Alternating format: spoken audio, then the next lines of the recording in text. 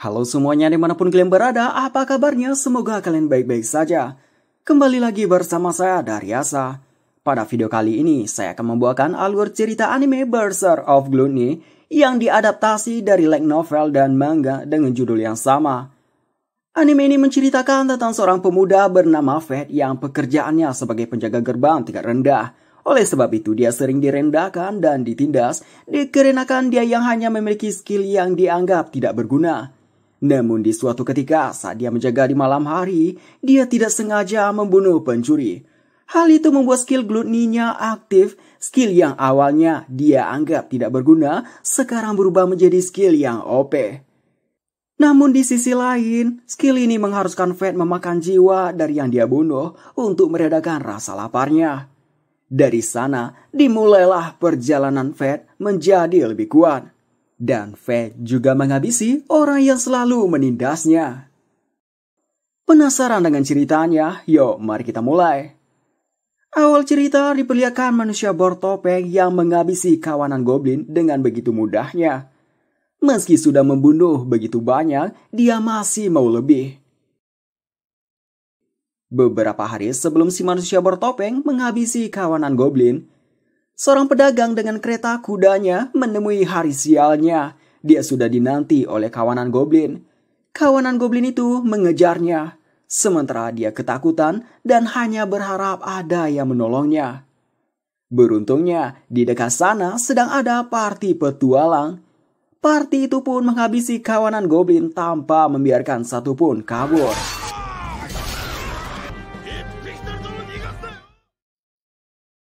Di kerajaan dekat sana diperlihatkan seorang pria berpakaian lusuh yang merasa lapar.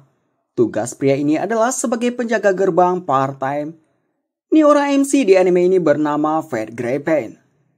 Fate mendengar pembicaraan party petualang yang habis membunuh kawanan goblin, yang sekarang menuju guild untuk menukar hadiah.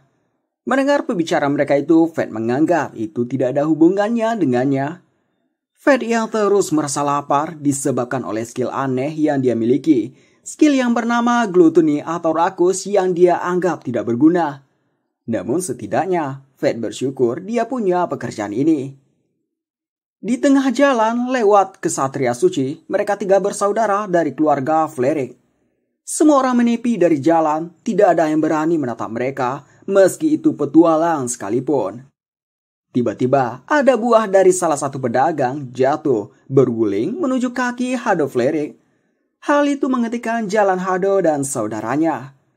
Si pedagang langsung meminta maaf mengambil kembali buahnya. Hado yang tidak terima menendang si pedagang. Hado malah menganggap si pedagang menantangnya. Memil pun juga memarahi si pedagang. Baginya, ini perlakuan tidak sopan kepada kesatria suci. Raphael sebagai putra tertua keluarga Flerik angkat bicara. Dia menyuruh dua saudaranya cukup sampai di sini dan memperingati si pedagang kalau hal ini seperti ini tidak boleh ada lain kali. Parti petualang yang menghabisi kawanan goblin sebelumnya tidak suka dengan Flerik bersaudara. Mereka menganggap Flerik berbeda jauh dibandingkan Roxy yang baik hati, padahal sama-sama kesatria suci. Sementara itu Flerik bersaudara sampai ke depan gerbang yang dijaga Fate. Pertama, Raphael menanyakan apakah Fate menjalankan tugas dengan baik. Fate menunduk, mengatakan ya. Karena itu Raphael ngasih gaji Fate hari ini namun dengan cara yang tidak manusiawi. Dia melemparkannya ke depan Fate, bahkan menyuruh Fate memungutnya. Fate yang tidak punya kekuatan hanya bisa menurutinya. Di saat Fate memungut koinnya, Raphael melirik Hado. Hado langsung tahu, dia mendekat ke Fate, memijak kaki Fate. Fate hanya bisa menahan sakitnya, tidak bisa melawan. Fate yang terlihat menyedihkan ini dikatakan Raphael, Fate seperti tidak diberi makan olehnya. Oleh karena itu, Hado menganggap Fate mau menodai kehormatan keluarga Flerik. Dia pun menendang perut Fate, tidak hanya sekali, dia menendang 2 kali. Di sisi Memil, dia menyuruh Fate harusnya berterima kasih. Soalnya, Fate yang tidak punya skill masih bisa mendapatkan uang dari kesatria suci. Saat mau berdiri, karena disuruh Raphael, kali ini Hado menginjak-injak kepala Fate. Fate berpikir kalau terus begini dia akan mati. Untungnya Roxy datang menyuruh berhenti. Nih orangnya. Dia mengatakan melakukan ini pada rakyat yang harus dilindungi merupakan perbuatan tercela bagi para kesatria suci. Roshi menceritakan ke mereka kalau menjaga gerbang adalah pekerjaan mulia para kesatria suci yang seharusnya dilakukan oleh kesatria suci sendiri. Rafael berdalih kalau ini hanya pembagian pekerjaan sesuai derajatnya. Roshi tidak berpikir begitu, baginya ini hanya pembulian. Kali ini Rafael berdalih bahwa ini hanya penerapan disiplin kerja. Setelah itu, Flerik bersaudara pergi seenaknya. Roxy langsung mendekat ke Fed menjulurkan tangannya dan berkata dengan lembut. Roxy juga membersihkan luka Fed dengan sapu tangannya. Fed berterima kasih pada Roxy. Roxy tidak mempermasalahkannya. Dia mengatakan ini hal yang wajar dilakukan oleh kesatria suci. Lalu Roxy mengatakan ini waktu gantian berjaga. Roxy yang khawatir dengan mata yang bergetar, dia meminta kalau Fed dibully lagi, ceritakan padanya. Namun Fed mengatakan dia tidak apa-apa, dia sudah terbiasa. Setelah itu Fed undur diri. Malam hari, di sebuah kedai, Fed memikirkan perkataan Roxy sebelumnya. Alasan kenapa Fed menolak kebaikan Roxy, itu karena Fed tidak ingin Roxy terlibat dalam masalah, apalagi Fed tidak tahu apa yang akan Flerik bersaudara lakukan. Pemilik kedai yang melihat Fed babak belur mengatakan kalau terus begini, Fed akan bernasib seperti leluhur Fed. Kerja paksa dan penindasan tanpa henti hanya akhir tragis yang menanti. Fed menghiraukannya karena dia tidak punya pilihan lain. Selesai makan sepotong roti dan minum air, Fed masih merasa lapar. Fed merasa inferior. Dia berandai jika saja dia memiliki skill yang diberkati. Dia tidak akan masalah tidak menjadi kesatria suci. Menjadi ahli bela diri, pengrajin, atau pedagang tidak apa-apa baginya. Namun dia tahu kalau hal itu tidak bisa berubah. Dan yang tak memiliki skill akan selalu jadi pecundang. Fed tiba-tiba melihat ada pencuri. Untuk itu dia segera mengabarkan ke Roxy. Karena Roxy akan menangkap para pencuri itu, Fed diminta menggantinya jaga gerbang sementara. Lalu Roxy pergi mencari pencuri ke dalam. Singkat cerita, setelah beberapa saat, bunyi pertarungan terhenti. Fed menganggap ini sudah berakhir, Roxy sudah mengalahkan para pencuri. Namun yang mengejutkan Fed, salah seorang pencuri yang tangannya sudah potong berhasil kabur dari Roxy. Fed awalnya takut, tapi karena sudah dipercaya Roxy menjaga gerbang, dan kalau sampai melarikan diri akan merepotkan Roxy, jadi Fed memberanikan dirinya untuk melawan pencuri.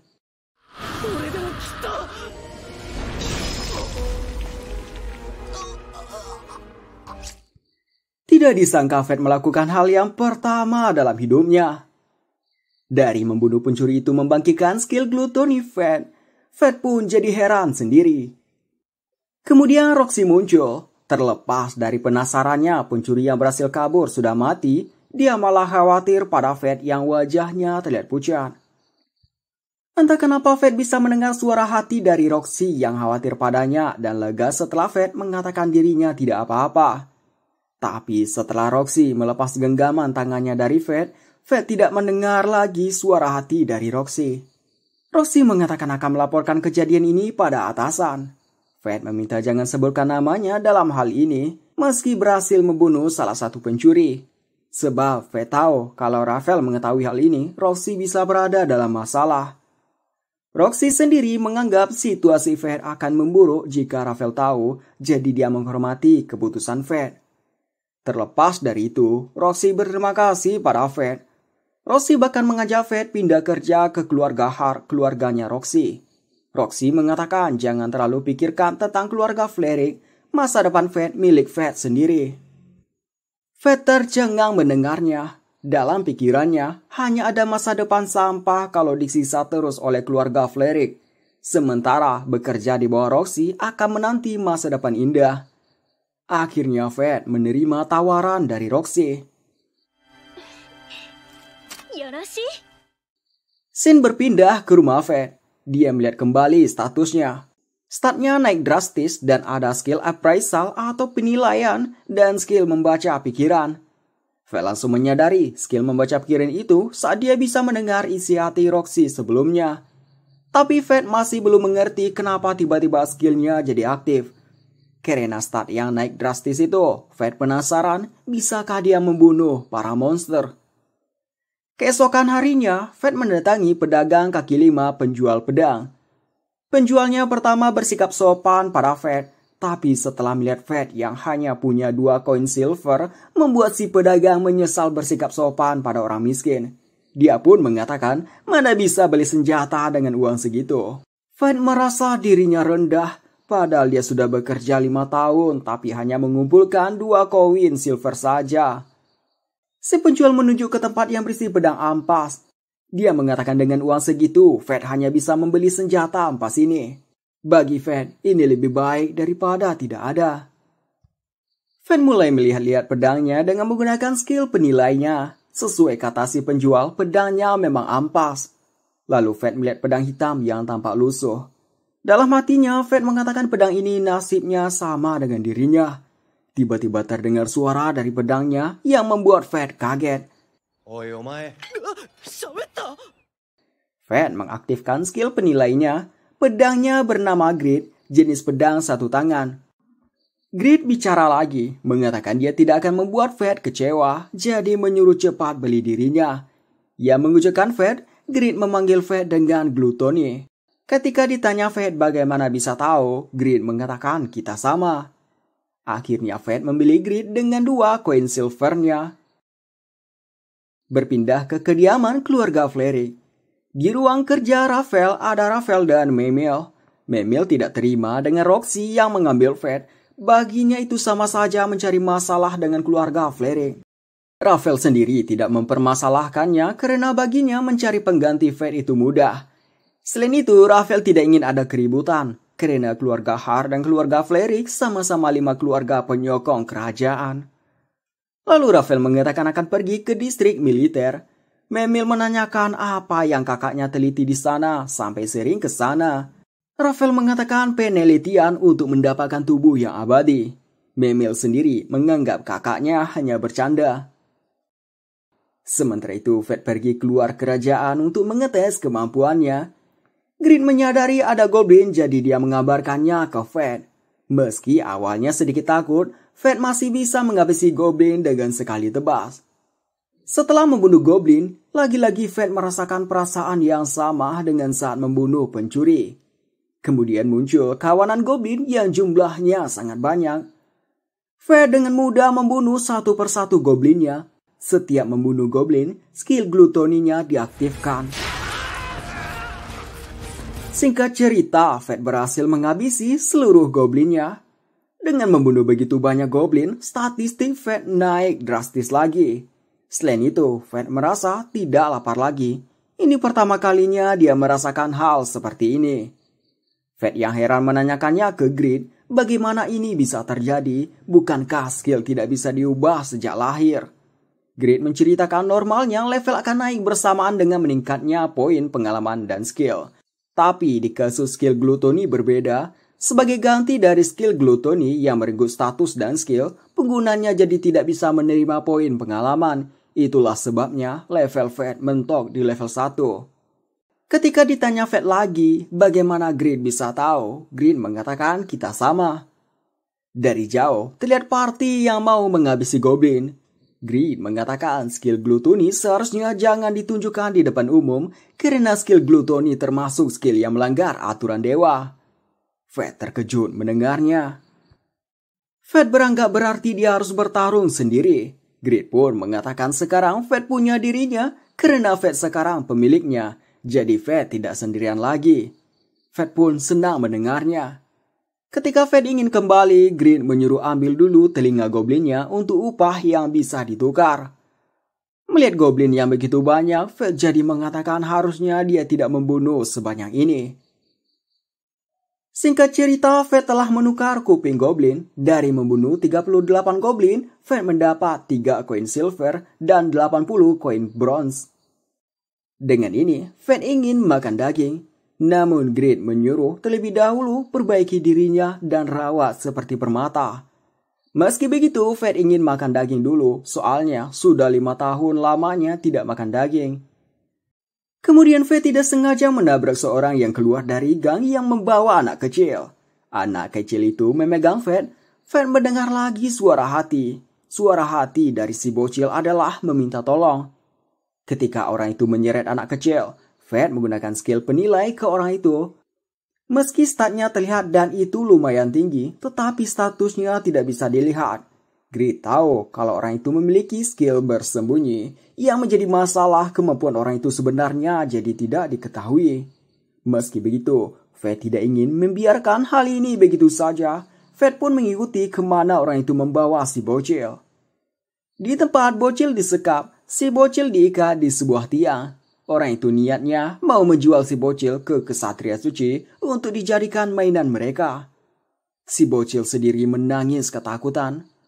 Orang itu menakut-nakuti si bocil dengan menendang tiang.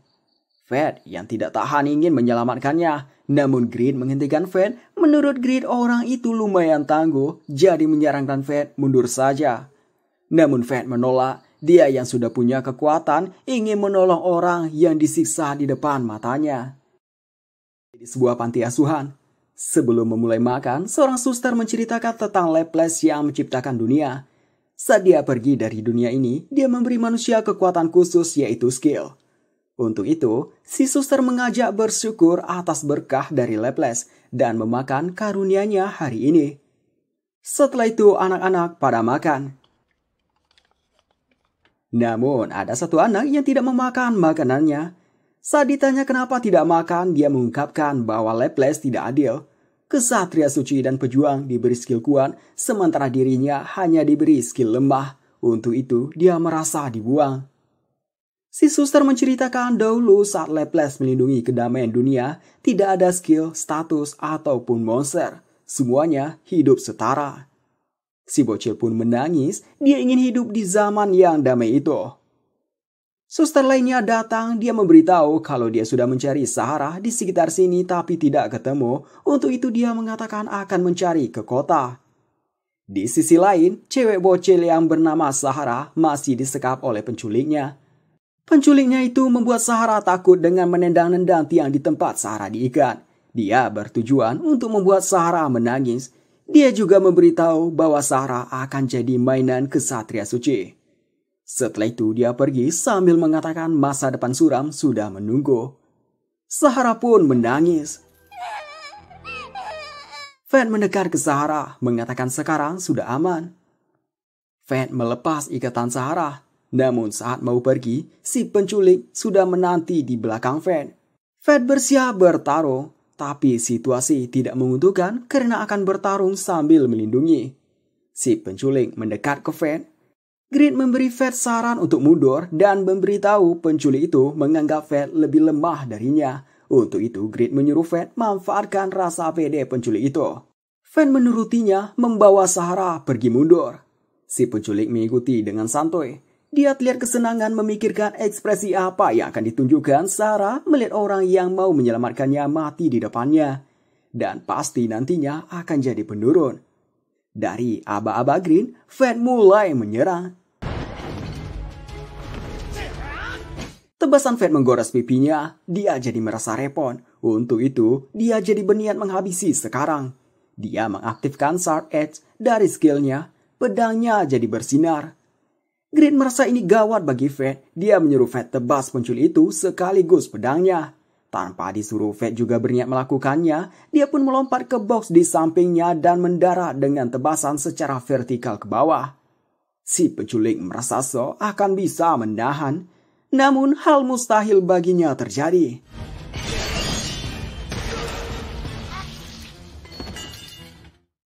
Sehabis membuat penculik tergeletak, Fed yang marah mengacungkan pedangnya ke leher si penculik. Fed menyuruh sebutkan siapa kesatria suci yang menyuruh menculik. Si penculik tidak mau mengatakannya, lantas Fed langsung menusuk di sekitar bahu si penculik, bahkan Fed sampai mutar-mutar pedangnya. Si penculik yang tidak tahan dengan rasa sakitnya, akhirnya mengatakan siapa kesatria suci itu, yang ternyata Hadov Flerik. Fed pun terkejut mendengarnya. Sementara itu Hadov Flerik sedang melakukan kesenangan yang gila. Dia menyuruh salah satu bocil memegang apel di kepalanya, sementara Hado akan memanah apel itu. Hado tidak peduli, meski si bocil menangis ketakutan, dia pun mulai memanah. Shin memperlihatkan Fat yang membawa Sahara. Dia mengatakan sekarang sudah aman. Di tengah berjalan, perut Sahara keroncongan. Untuk itu, Fat mengajak pergi makan. Pertama, Fat menanyakan nama. Fat juga mengatakan namanya. Singkat cerita, mereka membeli sate pinggir jalan. Selagi makan, Sahara terharu. Soalnya ini pertama kalinya dia memakan daging. Melihat itu, Fat ngasih miliknya ke Sahara. Setelah itu, Fat mengantar Sahara pulang. Si suster sama Sahara berterima kasih ke Fat. Fat terkejut. Dia beralasan ini pertama kalinya ada yang berterima kasih padanya yang memiliki skill lemah yang hanya membuat lapar. Fat mendekat ke Sahara. Dia memberi saran di mana sesulit apapun keadaan, jika dibawa ketawa, kelak akan bahagia. Fat mengatakan hal ini karena sebelumnya ayahnya pernah mengatakan hal yang serupa padanya. Waktu itu, Fat tidak paham, tapi karena kata-kata ayahnya itu, dia bisa bertahan sampai sekarang.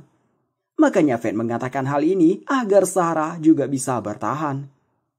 Dari mengalahkan si penculik, Fat mendapat skill baru atau bisa dibilang dia memakan skill si pencuri, yaitu penyembunyian dan teknik pedang satu tangan. Green mengatakan akhirnya Fat memiliki skill teknik. Skill teknik sendiri memiliki jurus rahasia dan skill ini bisa menyerang 2 kali dalam sekali tebasan.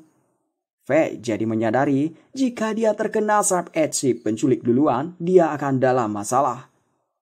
Green mengatakan pertarungan itu adu keberuntungan atau hoki, jadi belum tentu yang kuat akan menang.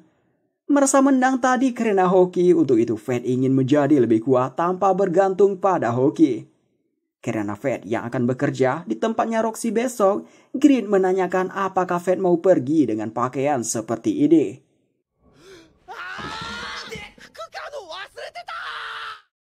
Di kedai minuman, seorang memberitahu ke bartender bahwa Mason telah terbunuh oleh naga langit di Galia. Bartender pun menanyakan bagaimana dengan keluarga Hart. Orang ini mengatakan Roxy akan menjadi kepala keluarga. Dia yakin tanpa Mason yang mengekang tirani kesatria suci si Flerik bersaudara, Roxy sekalipun tidak akan bisa mengatasi mereka. Lalu dia menanyakan tentang Fat. Si bartender melihat ke sebuah bangku, mengatakan biasanya Fat kesini sehabis pulang kerja. Keesokan harinya Fat telah berada di distrik kesatria suci dengan pakaian barunya. Sampai di depan kediaman keluarga Hart, dia terkagum. Roxy memanggil Fat, dia mengatakan sudah menunggu Fat.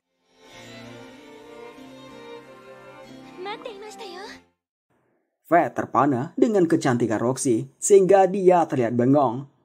Roxy menanyakan ada apa. Fat dengan gugup mengatakan Roxy sangat cantik, jadi dia terpesona.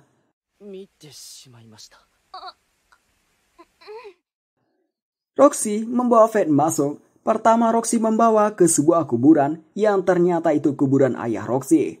Roxy memperkenalkan Fat pada ayahnya. Roxy memberitahu ini ayahnya, dia bertemu Raja Langit di Galia dan meninggal. Fat terkejut mendengarnya. Galia adalah benua yang dikuasai monster. Menahan invasi dari para monster termasuk tugas penting kesatria suci.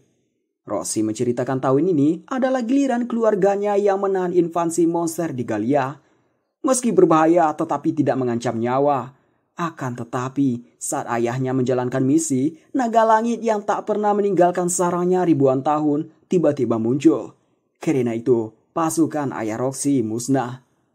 Fat jadi murung dengan dia yang tidak tahu apa-apa, padahal dengan keadaan seperti ini, Roxy masih mau menolongnya.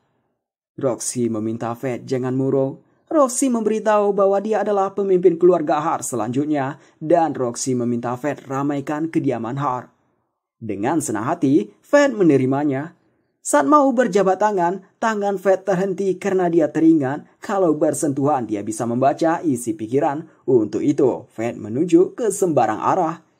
Tapi itu tertuju ke kepala pelayan keluarga Hart yang bernama Haru. Setelah Fat berkenalan dengan Haru, Haru dengan tegas menyuruh Fat ingat untuk berperilaku layaknya pelayan keluarga Hart. Fat yang makan daging sekali lahap membuat dia mendapat perhatian pelayan keluarga Har. Di sisi Haru, dia kesal perilaku Fat yang tidak sesuai dengan perilaku pelayan keluarga Har. Sudah seminggu sejak Fat bekerja di keluarga Har. Pertama, para pekerja kebun mengira Fat orang aneh yang bicara dengan pedang dan makan daging sambil gemetar. Fat meminta jangan mengejeknya karena sudah 5 tahun tidak makan daging. Tiba-tiba, perut Fat berbunyi lagi yang padahal makan siang baru kelar. Fat beralasan ini karena dia lagi masa pertumbuhan. Lalu Haru datang menyampaikan pesan bahwa Nona Roxy memanggil.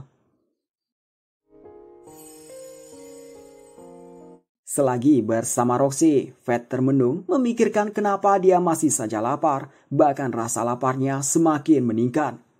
Fat merasa kalau begini dia tidak akan tahan. Roxy memanggil Fat berkali-kali tetapi Fat masih dalam keadaan termenung sampai akhirnya Roxy teriak memanggil Fat dengan sebutan nama Fai. Fat langsung terkejut. Nama panggilan ini mengingatkan Fat pada ayahnya sehingga dia memanggil ayah.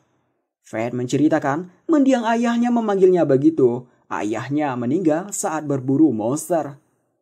Fat menanyakan kenapa memanggilnya dengan Fai. Roxy mengatakan sudah dia bilang akan meramaikan keluarga Har dan Fat sudah dia anggap seperti keluarganya. Mendengar hal itu, Fat salah mengartikannya sehingga wajahnya memerah. Fat mengatakan mending Fat saja. Roxy langsung menolak. Tiba-tiba saja Fat pingsan. Saat terbangun, dia sudah berada di kamarnya. Di mejanya ada pesan dari Roxy yang meminta Fat besok libur dan istirahat. Fat menanyakan ke Green apa yang terjadi pada tubuhnya. Soalnya dulu tidak sampai seperti ini. Dulu bisa ditahan, tapi sekarang rasanya berbeda. Green memberitahu saat skill glutoni tahu rasanya jiwa, maka Fat akan dibuat tidak bisa berhenti. Semakin banyak memakan jiwa, Fat akan semakin kuat dan semakin ingin memakan jiwa. Dan Green mengatakan Fat ditakdirkan untuk mencari jiwa sampai mati. Jika tidak dilakukan, akibatnya Fat akan mati kelaparan atau hilang kendali dan menyerang siapa saja. Fat terkejut mendengarnya. Baginya, itu terlihat seperti monster. Lalu Green memberitahu saat rasa lapar mencapai batas, tandanya akan terlihat di mata Fat. Fat melihat ke cermin dan ternyata matanya sudah berubah. Setelah itu Fat pergi mencari monster. Saat lewat depan gerbang masuk yang banyak petualang, Fat mencium bau enak dari mereka. Green memberitahu itu karena peningkatan rasa lapar Fat aktif. Dalam kondisi ini, skill glutoni Fat akan lebih efisien memakan jiwa. Selain itu, Fat bisa melihat dalam gelap, mencium bau mangsa, dan individu yang lemah akan takut dan terdiam melihat Fat. Sesuai kata-kata Green, para goblin terdiam dan takut. Fat memulai memakan jiwa mereka. Ekspresi Fat terlihat senang dalam membunuh. Meski sudah membunuh begitu banyak goblin, tapi ini belum cukup untuk mengatasi rasa laparnya. Green pun mengajak pindah ke hutan Hobgoblin. Fat sampai di sarang Hobgoblin. Ada satu Hobgoblin yang merasakan kehadiran Fat. Dia mendekat ke Fat. Sekali tebas, dia langsung mati. Melihat itu, satu Hobgoblin lainnya kabur. Fat mengejar dan membunuhnya. Singkat cerita, Fat telah membunuh banyak Hobgoblin. Rasa laparnya sekarang telah mereda. Fat mengatakan dia tidak ingin merasakan hal seperti itu lagi. Karena itu Green menyuruh Fat buru monster secara berskala untuk memberi makan pada skill glutoni. Tiba-tiba tanah bergetar. Hal itu disebabkan oleh King Goblin. Fat melihat status King Goblin, levelnya 30. Dan statnya tak beda jauh dari Fat. Tapi dia memiliki skill pemulihan otomatis yang memungkinkan dia terus bertarung tanpa memikirkan luka. Fat pun jadi ingin skillnya tersebut. Lalu Fat melihat King Goblin memakan manusia.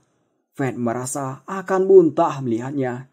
Green mengatakan tidak usah takut, lagian manusia makanan bagi monster. Fat diam-diam ke belakang King Goblin, mendebas lengan kanannya sampai putus. Setelah itu, Fat terus diserang. Selagi menghindar serangan, Green mengatakan Fate tidak akan menang jika terus menghindar, dan Green mengatakan percayalah padanya. Fate pun balik menyerang.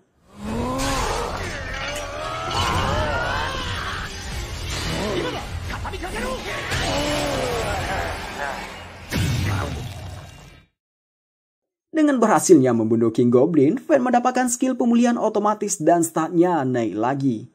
Grid mengatakan dengan stat ini dia bisa membuka tahap 1. Nantinya wujud dan fungsinya akan berubah setelah Fate mempersembahkan statnya pada Grid. Namun stat yang diperlukan yaitu semua stat semenjak Fate bertemu dengan Grid. Fate pertama tidak mau ngasih karena terlalu banyak menurutnya. Grid mengatakan jika Fate tidak memberikannya, Fate akan kehilangan hak untuk menggunakannya. Grid menyuruh Fate memilih. Fate mau bertambah kuat seorang diri atau bertambah kuat bersamanya. Fate menganggap rekannya hanya Grid, jadi dia merasa tidak perlu memilihnya. Lalu Grid mengambil stat milik Fate.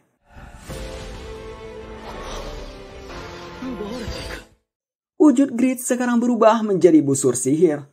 Grid tahu ada Hobgoblin yang mengawasi dari tadi. Grid pun menyuruh Fate menembaknya. Fate menanyakan anak panahnya di mana. Grid memberitahu anak panahnya nanti akan keluar sendiri saat Fate menarik busurnya. Saat menarik busur, Grid mengatakan asal tembak saja pasti akan kena. Dan ya, itu benar. Setelah itu Fate kembali, dia meletakkan kepala King Goblin ke depan panti asuhan tempat Sahara.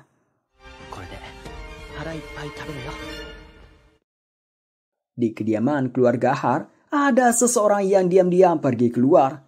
Fate yang melihatnya menanyakan siapa. Orang itu pun terkejut. Ternyata dia Roxy yang menyamar. Fate meminta maaf mengatakan Roxy terlihat berbeda dari biasanya jadi sulit dia kenali. Fate menanyakan apakah Roxy mau keluar dengan pakaian itu. Karena sudah ketahuan Roxy tidak punya pilihan lain. Dia mendekat ke Fate, berbisik mengatakan dia mau pergi inspeksi diam-diam ke kota. Roxy meminta rahasiakan dari yang lain, terutama Haro. Ketika Fate mau kembali bekerja, kerahnya ditarik Roxy. Roxy pun menemukan ide bagus. Dia meminta Fate mengawalnya sebagai penjaga.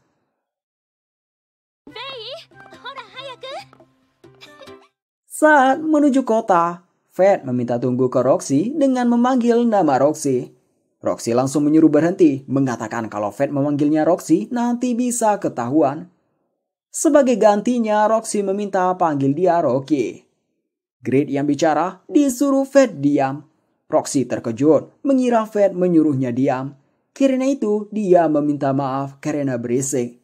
Fate langsung mengatakan bukan begitu, tidak berisik sama sekali.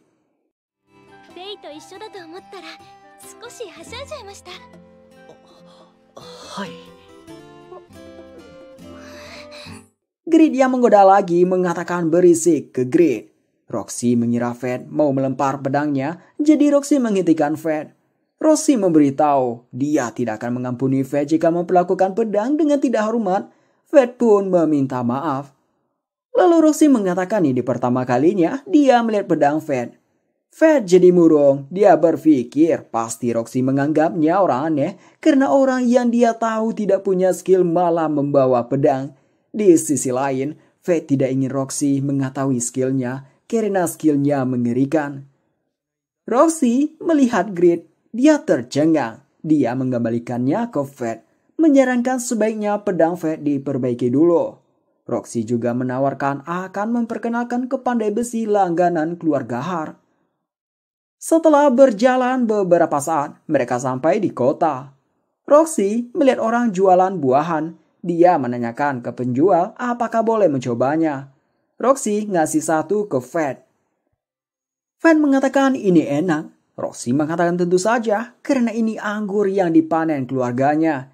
Mendengar kata keluarga, si pedagang terheran. Roxy merasa gawat akan ketahuan, begitu juga dengan Fate. Grid menyarankan bilang kalau keluarga Roxy bekerja di ladang keluarga Har. Fate pun mengatakan hal yang disarankan Grid dan si pedagang percaya. Mereka pun jadi lega. Roxy memuji Fred. Fred pun tampak senang. Di sisi Grid, dia mengatakan Fred berhutang padanya. Fred mengatakan dia mengerti. Roxy pun heran sama Fred. Fred mengatakan dia hanya bicara sendiri. Roxy jadi mengatakan Fred orang aneh. Kemudian ada kesatria suci yang lewat. Semua orang pada menjarak dari jalan. Tidak ada satupun yang berani menatapnya. Mereka hanya bisa mengumpat kesal dalam hati dan berbisik mengatakan sejak Tuan Mason tidak ada, para kesatria suci bertindak seenaknya. Di sisi Roxy dan Fred hanya melihat dari jauh.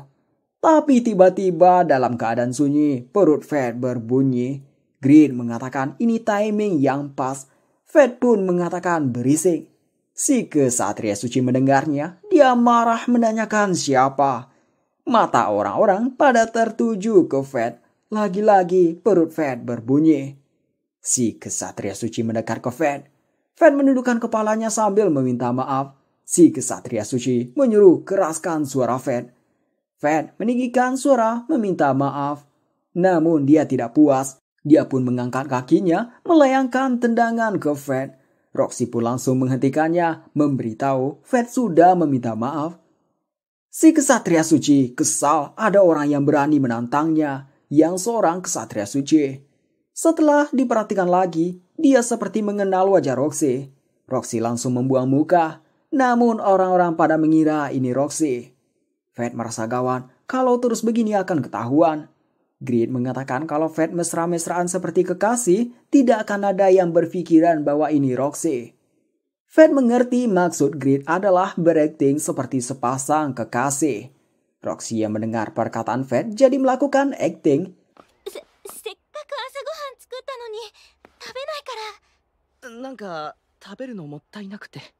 Lalu Roxy meminta maaf kelancangan Fred ke si kesatria suci, mengatakan selanjutnya dia akan memberi kekasihnya makan.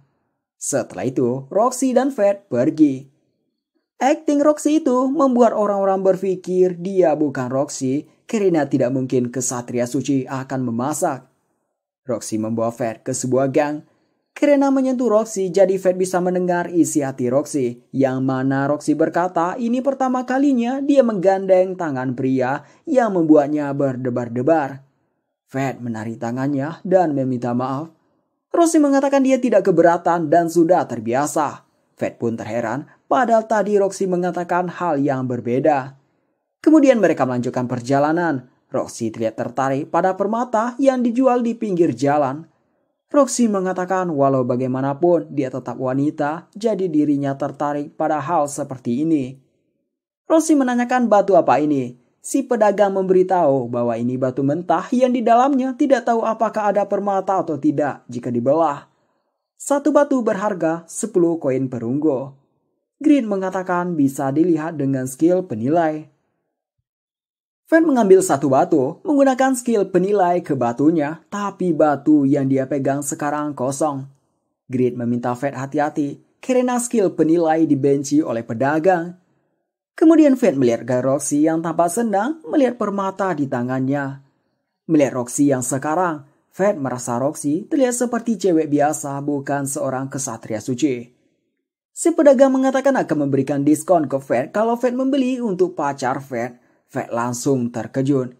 Di sisi Roxy, dia tidak mendengar karena sedang fokus ke permata yang dia lihat. Akan tetapi Roxy tidak jadi membelinya, dia mengatakan dia tidak membutuhkannya. Fred menanyakan apakah Roxy yakin tidak membelinya. Roxy mengatakan ya. Di saat Roxy menanyakan apakah Fred memiliki kenalan ahli bela diri, mereka mendengar pembicaraan dua orang mengenai kawanan goblin yang mati berbarengan yang digambarkan dibunuh oleh monster. Salah satu menanyakan bagaimana tentang ahli bela diri yang memberikan telinga king goblin ke panti asuhan. Yang lain mengatakan suster sedang mencari orang yang memberikannya untuk berterima kasih. Roxy menghampiri mereka, menanyakan lebih detail tentang yang mereka bicarakan dan tentang monster liar itu.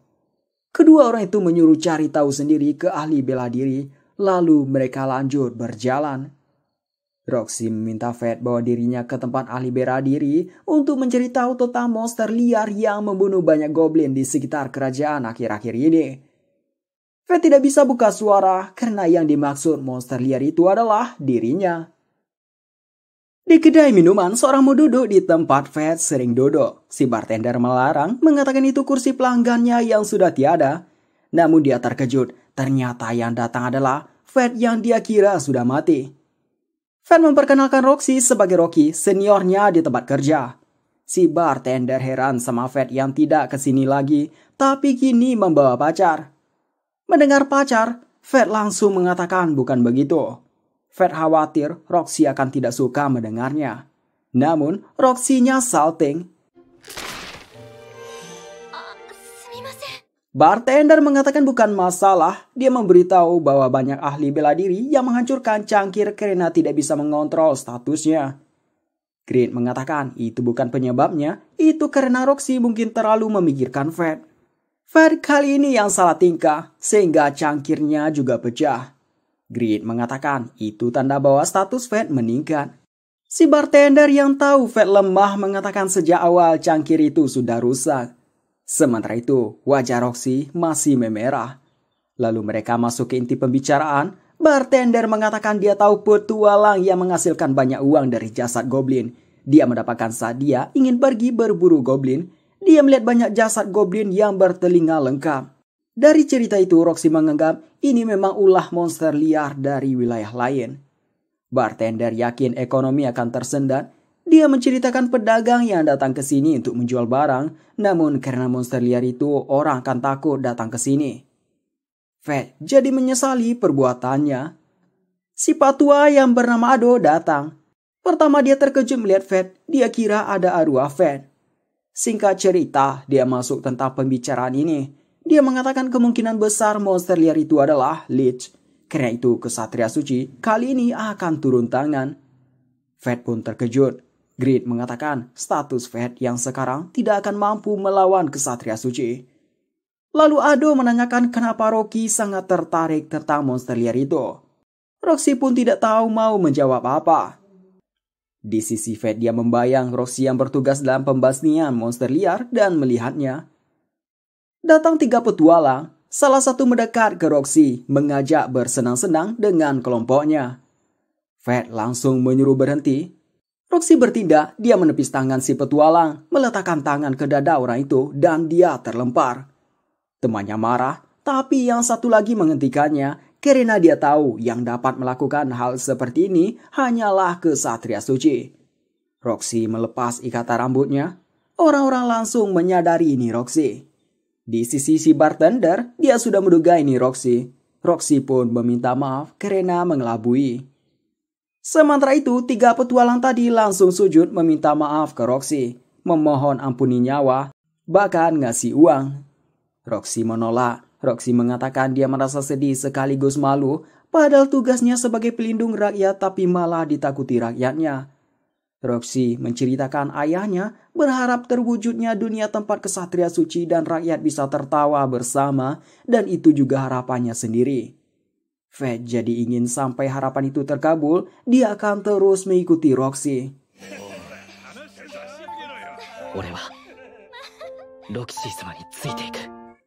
Kemudian mereka pergi ke pandai besi, membersihkan Grid. Sekarang Grid jadi pedang yang kinclong. Habis dari sana, Fed berterima kasih ke Roxy. Roxy mengatakan harusnya dia yang berterima kasih. Berkat Fed, dia bisa mencari tahu soal monster liar. Lalu Fed menanyakan kenapa Roxy tidak mengetahui tentang pembasmian monster liar. Roxy memberitahu bahwa keluarga Flarik menguasai informasi itu dan tidak membagikannya. Kemudian mereka mendengar suara anak kecil dan juga suara Hado. Mereka pun langsung menuju sumber suara. Sampai di tempat Flarik bersaudara, Roxy menyuruh Hado lepaskan bocil itu. Roxy meminta Fed. Fed menuju Hado mencengkram pergelangan tangan Hado. Itu sakit bagi Hado, sehingga dia melepas tangan si bocil. Di saat Fed menenangkan si bocil, Rafael mendekat ke Fed. Fed menundukkan kepalanya lalu pergi. Roxy mengatakan dia yang akan menjaga anak kecil ini. Roxy juga protes kenapa Rafael tidak memberitahunya soal misi pembasmian monster liar. Rafael beralasan dia pikir Roxy sedang sibuk karena ayah Roxy baru saja meninggal. Setelah itu dia pergi. Sementara si Hado sebelum pergi, dia mengatakan ke Fed untuk bersikap layaknya sampah. Fed hanya menatap dengan tajam. Hado pun kesal ditata begini, namun Rafael menyuruh Hado berhenti mengajak pergi. Sementara itu si bocil mengatakan dia benci kesatria suci. Hal itu membuat Roxy meminta maaf. Setelah itu mereka pergi mencari orang tua si bocil. Karena perut si bocil berbunyi jadi mereka berhenti makan dulu. Keadaan ini mengingatkan Fed 5 tahun lalu waktu dia baru di sini dan dia tersesat. Untungnya ada kesatria suci cewek baik hati yang menolong Fed dan memberi Fed makan. Fed jadi penasaran bagaimana kabar kesatria suci itu sekarang ini. Akhirnya mereka menemukan ibu si bocil yang bernama Leo ini. Fed terpesona melihat cantiknya Roxy. Setelah kembali, mereka berdua dimarahi oleh Haro. Keesokan harinya, untuk berburu monster tanpa diketahui oleh Roxy, Fed membeli sebuah topeng. Topeng ini bisa membuat penggunanya terlihat berbeda di mata orang lain. Lalu Fed melihat ke pedagang permata yang Roxy lihat sebelumnya. Singkatnya, Fed membeli batu mentah memberikannya ke Roxy. Fed mengatakan ini sebagai hadiah karena telah membantunya sehingga dia dapat hidup dengan baik sekarang. Roxy memecahkan batu itu hanya dengan tangannya. Di dalamnya terdapat permata. Roxy pun senang. Dia mengatakan akan menjaga ini sepenuh hati. Sementara itu, kesatria suci sedang mengadakan rapat yang dipimpin oleh Rafael. Rapat mereka mengenai invasi ke Galia. Beberapa waktu setelahnya, para petualang menemukan lagi kawanan goblin yang habis dibantai. Mereka jadi bertanya-tanya, kapan para kesatria suci akan turun tangan? Kemudian mereka melihat Fed yang dikenal dengan Mukuro Sang Lich. Mereka takut dibuatnya, yang akhirnya semuanya lari. Fed menganggap julukan itu tidak buruk juga. Fed sekarang ingin meningkatkan statusnya sebelum kesatria suci turun tangan. Keesokan harinya, Fed dikasih misi rahasia lagi oleh Roxy. Fed awalnya mengira melakukan inspeksi lagi, tapi ternyata menemani Roxy mengunjungi ibunya. Melihat ibunya menyambutnya, Roxy langsung khawatir kondisi ibunya. Ibunya mengatakan dia tidak apa-apa, kondisinya yang sekarang lagi bugar. Roxy pun meminta jangan memaksakan diri. Lalu Roxy memperkenalkan Fed sebagai pekerja baru dan membawa ke sini untuk diperkenalkan ke ibunya.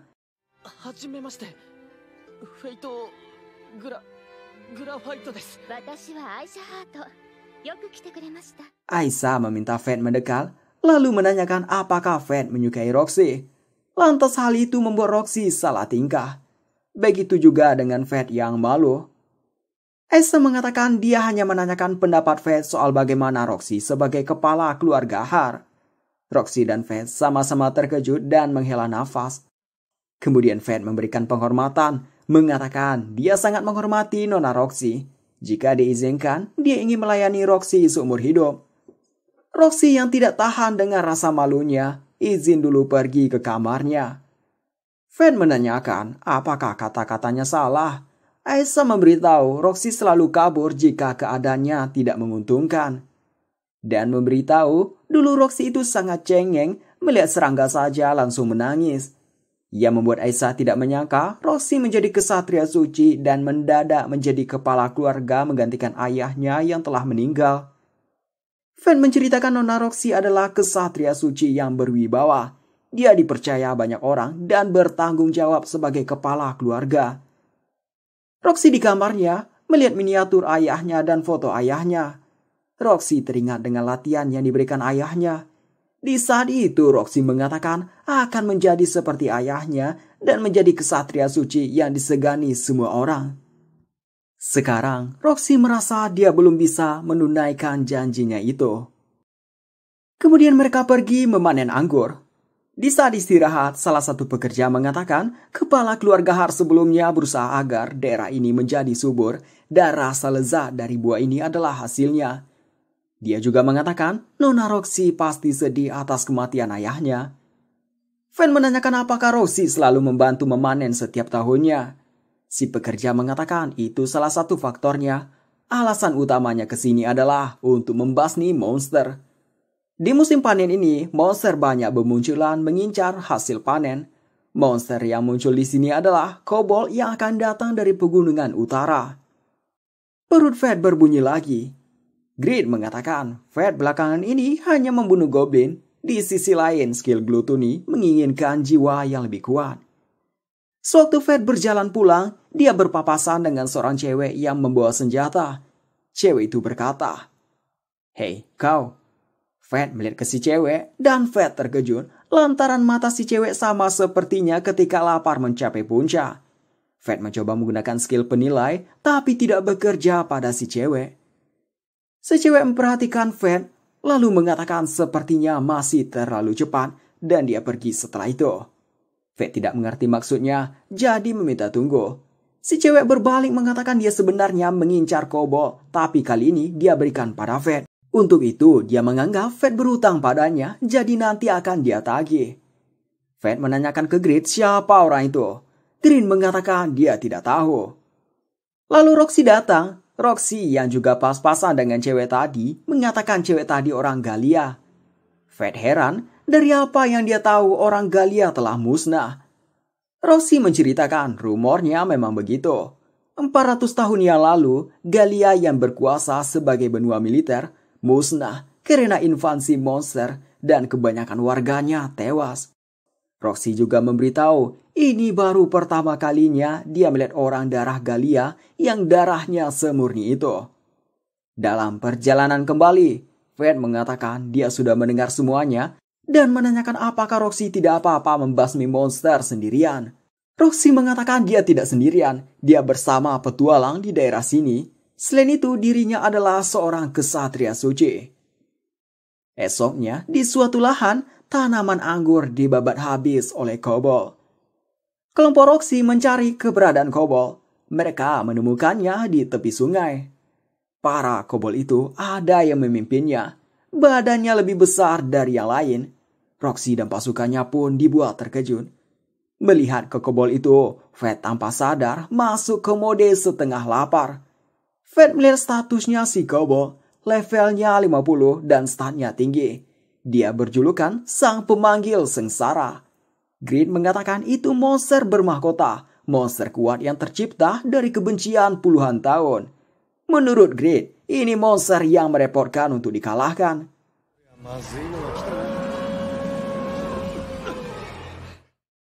Setelah melakukan inspeksi, mereka kembali untuk mengatur rencana. Namun, orang-orang menganggap mustahil mengalahkan monster itu. Roxy dengan percaya diri meminta jangan khawatir, dirinya yang seorang kesatria suci akan mengalahkannya dan melindungi wilayah ini serta semua orang di sini. Orang-orang jadi merasa lega. Roxy meminta warga mengungsi dulu dan mengatakan dia perlu persiapan dulu. Rencananya, penyerangan paling cepat akan dilakukan besok. Namun Grid mengatakan ke Fred bahwa musuh kali ini terlalu sulit buat kesatria suci pemula seperti Roxy.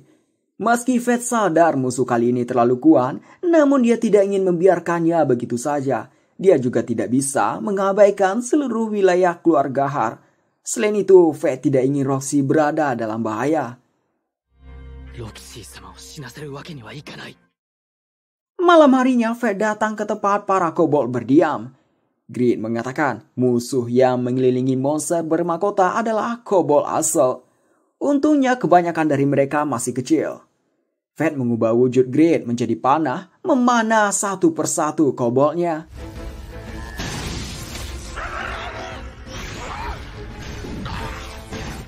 Fred terus maju, semua yang mendekat dia panah. Sampai akhirnya Fred bertatapan dengan bos kobold.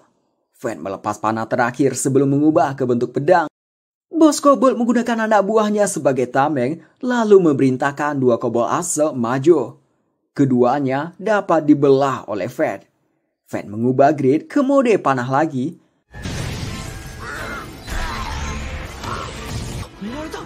Fred pun terkejut panah sihirnya bisa ditangkap. Atas hal itu, Fred tidak punya pilihan selain menyerang dari dekat. Saat mendekat, bos kobold siap menanti dengan pukulan perusak. Grid mengatakan kalau terkena, tulang Fred bisa hancur. Fred menghentikan pergerakannya, namun kobold asal yang tersisa dapat mencakar bahu Fred. Setelah itu, bos kobold melepas pukulan perusaknya.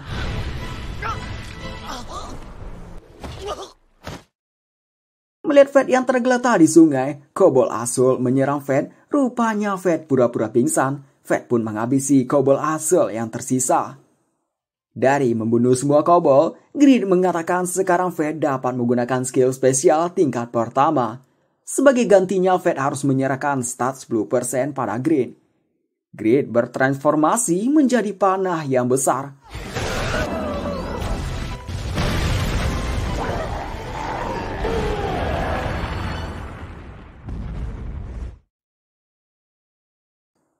Serangan Fed barusan menyebabkan bekas yang sangat besar.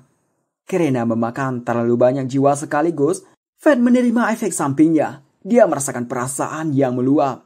Grid meminta Fed menahannya. Jika tidak, kondisi Fed akan lebih parah dibandingkan saat Fed masuk mode lapar.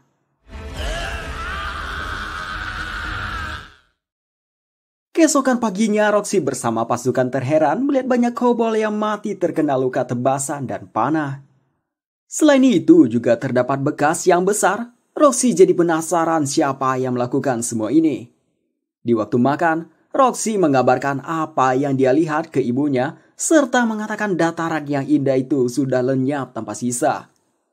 Fed hanya bisa meminta maaf dalam hati ke semua orang di wilayah ini. Roxy yang melihat orang Galia kemarin ini, jadi menganggap orang Galia itu yang melakukannya. Roxy mengatakan itu karena rumornya kekuatan orang Galia melampaui kesatria suci. Fed pun bernafas lega, dia tidak dicurigai. Di sisi Aiza, dia melihat ekspresi Roxy yang bersinar di dekat Fed. Setelah itu Aiza meminta Fed ke kamarnya. Aiza meminta Fed selalu di samping Roxy untuk mendukung Roxy. Fed mengatakan orang biasa sepertinya tidak layak melakukan hal itu. Aiza memberitahu bahwa tidak perlu kekuasaan, jabatan, maupun kekuatan. Hal yang penting adalah keinginan hati untuk terus bersama. Aiza mengatakan dia sama dengan Fed, orang biasa yang tidak punya skill. Meski begitu dirinya tetap bisa mendukung suaminya. Aiza mengatakan umurnya tidak lama lagi, jadi memohon pada Fed untuk mendukung Roxy sebagai penggantinya. Aiza tahu Fed belum bisa menjawabnya, jadi Aiza meminta tolong pikirkan dengan baik-baik. Dalam perjalanan kembali, Fed memikirkan apakah dirinya berhak berada di sisi Roxy, sementara dirinya sudah banyak membohongi orang-orang dan seorang yang menyembunyikan skill gluttony. Malam hari, Fed membantai kawanan goblin lagi, namun rasa laparnya tidak reda, satu matanya terus berwarna merah. Grid memberitahu sekarang Fed tidak akan puas lagi memangsa goblin. Keesokan harinya, Fed menggunakan penutup mata. Atas skillnya ini yang menjadi-jadi, Fed jadi berpikir dia memang tidak layak menjadi pendukung Roxy. Kemudian Pak Hado datang, memberitahu bahwa Hado akan pergi membasmi Mukuro untuk menjadikan ekspedisi sebagai bahan pencapaiannya. Hado dan bartender tahu pasti Hado ingin berada di posisi aman agar dia tidak ikut ekspedisi ke Galia, sehingga ekspedisi ke Galia akan ditugaskan ke Satria Suci lain. Fed terkejut, padahal ayah Roxy baru saja meninggal di sana. Hado mengatakan sebentar lagi yang ditugaskan ke Galia akan diumumkan. Jadi Hado mengajak berdoa agar hasil akhir tidak buruk. Ternyata yang ditugaskan untuk ekspedisi ke Galia adalah Roxy. Flery bersaudara seperti sudah mengetahui hasilnya. Makanya mereka mengeluarkan senyum gila. Setelah ditugaskan, Roxy menghadap ke makam ayahnya, meminta ayahnya untuk perhatikan dirinya dalam tugas ini. Fed mendatangi Roxy meminta jangan pergi ke Galia, karena mungkin Roxy tidak akan kembali lagi. Namun Roxy mengatakan dia sudah memutuskan untuk pergi. Di kediaman keluarga Flaring, memang mereka yang membuat Roxy ditugaskan. Mereka melakukannya karena bagi keluarga Flaring, keluarga Hart adalah pengganggu. Malam hari, Fed sudah menanti Hado. Fed tahu dia tidak bisa menghentikan Roxy, akan tetapi Fed tidak ingin memaafkan orang yang menyakiti orang lemah.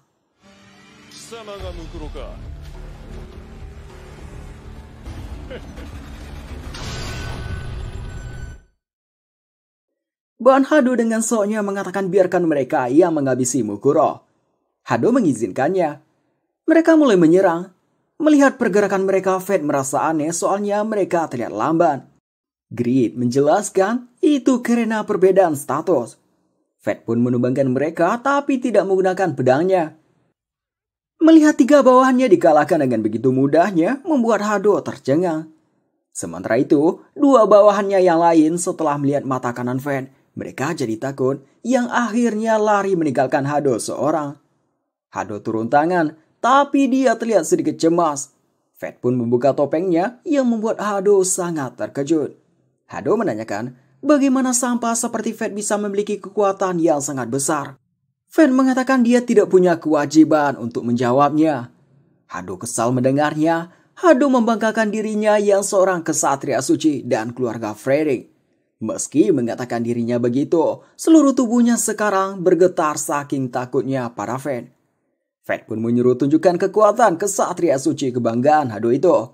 Fat melihat statusnya Hado, dia berlevel 30. Memiliki skill khusus seorang kesatria suci, yaitu penguasaan pedang suci dan skill peningkatan kekuatan. Fat menanyakan ke Grid apakah Grid bisa menghancurkan pedang suci. Grid memberitahu bahwa dia tidak akan kalah oleh pedang suci yang dibuat dengan campuran orichalcum. Fat pun sedang mendengarnya. Hado berlagak sok, dia mengatakan Fat bodoh karena berani beradu pedang dengannya dengan jarak sedekat ini. Hado mulai serangan tembakan cahaya penyucian dari pedang sucinya. Hado pede dengan ini Fat lenyap. Namun Fat di depannya menghilang, tiba-tiba muncul di belakangnya sambil mengatakan waktu pengaktifannya terlalu lama. Hado menebas ke belakang, tidak disangka pedang sucinya terbelah. Dia terheran serasa tidak percaya. Fat perlahan mendekat sambil mengejek Hado. Hado yang ketakutan terus mundur-mundur sampai akhirnya terjatuh karena tersandung kaki goblin. Fat mengatakan Hado sekarang terlihat menyedihkan. Fat mencengkram ke Hado lalu mengangkatnya. Fat dengan wajah marah mengatakan kata-kata Hado sewaktu dia membuli Fat. Kemudian Fat membenturkan wajah Hado ke sebuah batu besar. Fat kembali mencengkram ke Hado, setelah itu membenturkan wajah Hado ke beberapa pohon di sekitarnya. Sampai akhirnya wajah Hado bonyok begini dan memohon untuk berhenti dengan kata yang terbata-bata. Fat sangat kesal mendengarnya sebab mengingat kelakuan Hado yang memperlakukan orang lain seperti serangga. Dan gara-gara Hado juga, Roxy harus menantang kematian. Hado memohon ampuni dirinya. Fat tidak peduli karena dulu dirinya juga memohon tapi tidak didengarkan. Fat melemparkan Hado ke atas lalu mengubah Grid ke mode panah besar. Fat menembak 4 kali berturut-turut. Hado pun terjatuh layaknya seekor burung yang kena tembak. Sampai di bawah, kedua tangan dan kakinya sudah tidak ada lagi. Fat mendekat ke Hado. Hado tahu Fat sengaja tidak membunuhnya. Hado pun meminta cepat bunuh dirinya. Fat mengatakan masih ada yang ingin dia tanyakan. Hado tahu itu tentang Roxy. Hado menceritakan di waktu pemilihan kesatria suci yang akan pergi ke Galia. Roxy berkata saya akan pergi jika nyawa saya bisa menyelamatkan nyawa penduduk meski hanya 1. Saya dengan senang hati pergi ke Galia. Mendengar itu, Fat tersenyum karena tahu Roxy memang begitu. Hado mengatakan dia akan membatalkan ekspedisi Roxy ke Galia jadi memohon ampuni nyawanya dan mengatakan jangan bertingkah bodoh demi balas dendam untuk Roxy.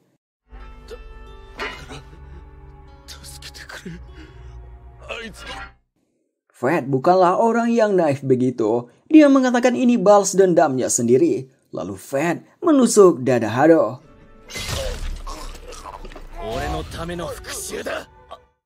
Dengan kematian Hado, status Fat meningkat pesat. Skill penguasaan pedang suci milik Hado menjadi miliknya. Atas hal ini, Fat bisa dikatakan sudah menjadi kesatria suci. Tapi Fat tahu kerajaan tidak akan menerimanya. Selain itu, Fat tidak sudi menjadi kesatria suci. Dengan status yang meningkat banyak, Grid bisa membuka bentuk keduanya. Bentuk keduanya adalah Grim Reaper. Grid memberitahu, kutukan yang ada di bilahnya bisa menghabisi siapa saja. Di hari kepergian Roxy, para pelayannya mengantar kepergiannya, semua tampak murung. Roxy meminta jangan memasang wajah seperti itu dan mengatakan 3 tahun itu akan cepat berlalu. Fat sebenarnya ingin ikut bersama Roxy, tapi mengingat kekuatannya yang mengerikan, Fat tidak jadi mengatakannya. Melihat Fate yang begini, Roxy memberi harapan pada Fate. また会いましょう、フェイト。はい、どうかご分を、ロキシー様。 Setelah itu, Roxy pergi. Beberapa waktu setelah kepergian Roxy, Fate mendapat surat rekomendasi dari Roxy yang dititipkan pada Haro. Dengan surat ini nantinya keluarga Fleric tidak akan bisa mengusik Fate di kediaman Har. Namun Fate tidak mau menerimanya. Fate mengatakan mulai sekarang dia akan menjalani hidup sebagai seorang petualang. Haru memberikan gaji Fate ditambah uang pasongan yang banyak dan memberi Fate semangat. Malam harinya, Fate berkemas untuk kepergiannya. Dia sudah bertekad, jika tidak bisa menghentikan ekspedisi Roxy ke Galia, dia akan membantu langsung. Setelah itu, Fate meninggalkan keluarga Har, berpamitan dengan Pak Hado dan bartender, lalu berangkat ke Galia. Di istana kerajaan Seifor, ada seorang wanita yang melihat kepergian Fate. Sementara itu, Roxy berpidato di hadapan pasukan yang akan dia pimpin menuju Galia. Di pasukan itu ada seorang cewek yang sangat menyukai Roxy, dia bernama Milia. Ada juga seorang pria bernama Mugan yang ingin melihat naga langit dan adu kekuatan dengannya. Dia dulunya prajurit yang dipimpin oleh ayah Roxy, jadi kali ini dia ingin membalaskan dendam ayah Roxy. Roxy menanyakan apakah keluarga Mugan tidak melarang pergi ke Galia. Mugan mengatakan putrinya Laine menginginkan barang dari Galia sebagai hadiah ulang tahun dan memberitahu seluruh keluarganya adalah peneliti, hanya dirinya yang seorang petualang. Di tempat penelitian lainnya, rekannya membicarakan tentang Mukuro Silits yang menjadi pembicaraan di antara petualang. Setelah melihat sampel kerusakan pada goblin yang disebabkan oleh Mukuro itu, Laine mencari suatu di buku. Dia pun menemukan sebuah panah, mengatakan mungkin dengan panah sihir ini. Di dalam buku diberitahu, ini adalah salah satu fungsi dari senjata pendosa tipe pedang. Senjata pendosa adalah wabah yang bisa menampung daya sihir. Laine pun jadi ingin melihat senjata itu. Berpindah ke tempat Fate, dia sudah sampai di Tetra, pusat perdagangan ibu kota dan merupakan kota perdagangan di mana tempat berkumpulnya barang-barang lokal dari selatan. 5 tahun yang lalu, Fate pernah ke sini. Waktu itu dia mendapat perlakuan yang tidak mengenakan. Fate mampir ke sini dulu karena tidak ada kereta kuda yang berangkat ke Galia hari ini karena takut diserang monster. Untuk awalan, Fate ingin makan daging dulu. Sesampainya di sebuah restoran, dia melihat seorang yang meminta selamatkan desanya ke para petualang di suatu meja. Para petualang itu tidak menerimanya sebab imbalannya yang dikasih menurut mereka hanya sedikit. Salah satunya menjatuhkan kantong koinnya yang berisikan koin perak. Saat si peminta memungut koinnya, kepalanya ditahan sama kaki oleh petualang tersebut. Fate datang, menyuruh berhenti sambil menjatuhkan petualang tersebut. Salah satu temannya melayangkan tinjunya ke Fate. Fate menahan dengan tangannya lalu menelintir pergelangan tangannya yang membuatnya kesakitan. Melihat kekuatan Fate ini, mereka semua lari. Si peminta berterima kasih ke Fate. Rupanya Fate mengenalnya. Fate memanggilnya dengan nama Seto. Seto juga menyadari ini Fate. 5 tahun yang lalu Seto dan komplotannya sering membuli Fate. Mereka menganggap Fate hama. Fate tinggal di desa ini bersama ayahnya yang hebat memburu monster. Di waktu ini Fate sudah bisa meracik obat. Hal itu dia lakukan karena ayahnya mudah terluka. Sampai akhirnya ayahnya meninggal. Di saat Fate meratapi kematian ayahnya di kuburannya, para penduduk desa menganggap Fate anak yang tidak berguna. Tidak ada satupun yang mau mengurus Fate yang menurut mereka hanya akan menjadi beban. Selain itu, dulu Fate dan ayahnya diizinkan tinggal di sini hanya karena ayah Fate punya keahlian tombak. Karena pada tidak terima Fate akan menjadi beban di desa, mereka pun mengusir Fate dengan cara melempar Fate dengan batu yang padahal Fate masih dalam keadaan berduka. Di waktu sekarang, Seto yang seorang anak kepala desa yang mengusirnya 5 tahun yang lalu merendahkan dirinya di hadapan Fate, memohon pada Fate untuk pinjam kekuatan. Seto sendiri sadar kalau permintaannya ini egois, mengingat apa yang desanya perbuat pada Fate 5 tahun yang lalu. Namun Seto tidak punya pilihan lain. Fate tidak mengeluarkan kata sedikit pun hingga Green mengatakan ini waktu yang bagus untuk meredam rasa lapar Fate. Karena itulah Fate menerima permintaan Seto. Sebenarnya Fed masih menyimpan dendam pada penduduk desa, tapi di sana masih ada kenangannya bersama ayahnya. Sampai di desa, kepala desa, seorang yang vokal sewaktu pengusiran Fed malah mengatakan kata-kata kasar pada Fed yang ingin membantu. Dia mengatakan kenapa Seto membawa sampah yang sudah diusir dari desa. Seto memberitahu mereka bahwa Fed sangat kuat. Dia lihat sendiri Fed mengalahkan para petualang. Si Kades tidak mempercayainya. Dia mengatakan dia sendiri yang akan mencari para petualang. Yang lain menanyakan bagaimana jika monster menyerang malam ini karena mereka mendengar suara raungan dari dalam hutan. Dengan seenaknya dia menyuruh korbankan seseorang untuk mengulur waktu. Fed ingin bicara. Seto menghentikan Fed, meminta Fed menahan diri untuk sekarang. Singkatnya Fed berada di rumah Seto. Seto meminta maaf atas hal yang tadi. Dari pembicaraan mereka, ternyata istri Seto terbunuh oleh monster. Dan desa ini selalu dalam keadaan miskin. Selain itu, di desa ini, ucapan kepala desa itu mutlak. Dulu Seto menganggap prinsip ayahnya itu benar, tapi sekarang Seto tidak percaya lagi. Sejak anaknya lahir, Seto merasa harus melindunginya. Melihat Seto yang sekarang, Fed menyadari Seto telah berubah. Lalu Seto menceritakan tentang monster yang menyerang. Awalnya monster itu muncul pertama kali sebulan yang lalu. Dari cerita saksi mata, jumlahnya tidak hanya satu. Selain itu, mereka juga bisa terbang. Karena mereka berbeda dari monster yang biasa muncul di desa, akhirnya desa memutuskan menyewa para petualang tanpa tahu harga yang sepantasnya diberikan. Dari cerita Seto, Grid yakin monster itu adalah gargoyle. Monster yang dikatakan lumayan pintar. Awalnya mereka menyerang untuk melihat respon penduduk. Selanjutnya mereka akan menyerang desa secara berkelompok ketika waktunya tiba.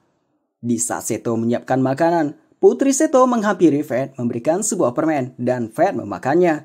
Lalu Fed bermain dengan Putri Seto. Seto datang membawa makanan, namun yang bisa dia buatkan hanya begini. Meski begitu, Fed berterima kasih. Selagi makan, Fed tiba-tiba pingsan. Seto pun heran kenapa Fed begini dan menanyakan apa Fed makan sesuatu. Putri Seto mengatakan tadi dia memberikan permen pada Fed yang dia terima dari kakek. Seto langsung sadar bahwa ayahnya berniat menjadikan Fed sebagai tumbal untuk desa. Seto mencoba membangunkan Fed, di saat itu terdengar raungan. Dia melihat keluar dan terlihat sudah ada sekelompok gargoyle menuju desa. Gargoyle itu menembakkan bola api ke rumah para desa dan memakan warga desa. Sementara itu, Fed masih tidak sadarkan diri. Di sisi lain, Seto berusaha membuat ramuan penawar. Di luar, terlihat sangat kacau. Kepala desa yang teriak di mana Fed ditangkap oleh gargoyle dan berakhir mengenaskan. Fed akhirnya sadar dari ramuan yang dibuat Seto. Seto memberitahu Fed pingsan akibat obat tidur yang ayahnya kasih. Fed pun langsung keluar. Keadaan di luar sangat buruk. Kebakaran terjadi di mana-mana. Tubuh manusia tanpa nyawa berserakan dan banyak juga yang dimakan. Salah satu gargoyle menyemburkan api. Fed bisa mengelak. Fed melihat status salah satu gargoyle levelnya 29 memiliki skill bola api. Fed pergi ke tempat tinggi mengubah bentuk Grid ke Grim Reaper.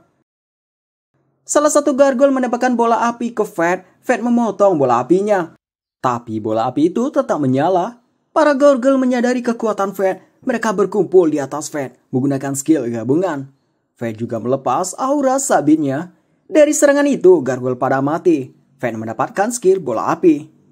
Sekarang hanya tersisa bos gargoyle level 47, memiliki skill bola api dan resistansi api. Bos gargoyle mendekat ke Fed, niatnya melancarkan bola api dari dekat. Fed juga mendekat untuk menebas bos gargoyle sewaktu menyiapkan bola api.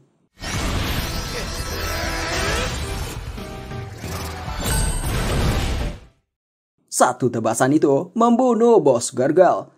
Dan Fed mendapatkan skill dan stunnya bos gargoyle. Pagi harinya desa sudah tidak berbentuk lagi. Orang yang selamat hanya beberapa orang termasuk Seto dan anaknya. Sementara ayahnya, kepala desa, tewas. Fed menggunakan skill penilai untuk melihat kondisi tanah desa ini. Fed pun mengatakan lahan ini tidak bisa dipakai lagi.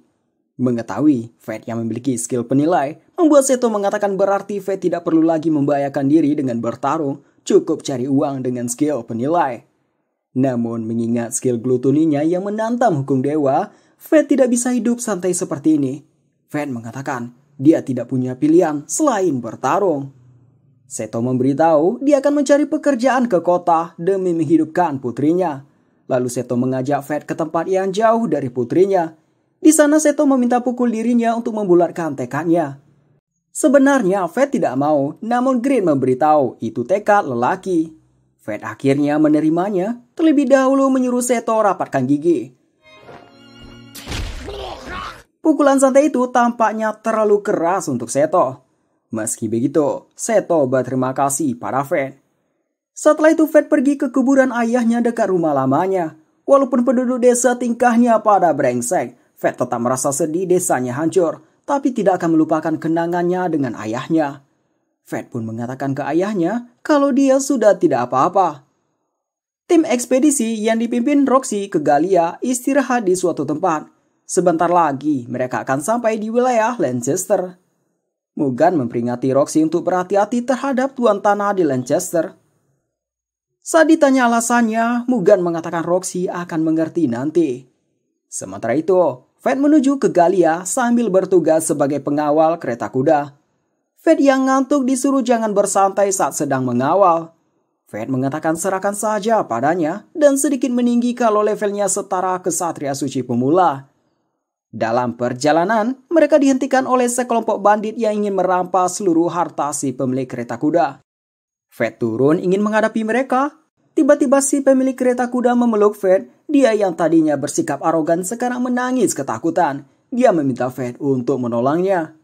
Belum sempat Fate ambil tindakan, sebuah senjata jatuh dari belakang para bandit yang menyebabkan mereka terlempar. Yang melakukannya ternyata cewek Galia yang Fate temui sebelumnya. Dia datang memang mencari Fate untuk menagih hutang mengenai kobol waktu dulu. Si cewek mengatakan dia mau menumpang. Pak sopir mengizinkannya sebagai bentuk terima kasih. Si cewek yang naik membuat bagian depan kereta kudanya terangkat. Hal itu disebabkan oleh berat dari senjata milik si cewek. Dia pun meminta senjatanya yang bernama Slot kembali seperti semula. Dalam perjalanan, dia menanyakan nama Fate. Setelah Fate memberitahunya, dia memanggil Fate dengan sebutan Fate Sirakus.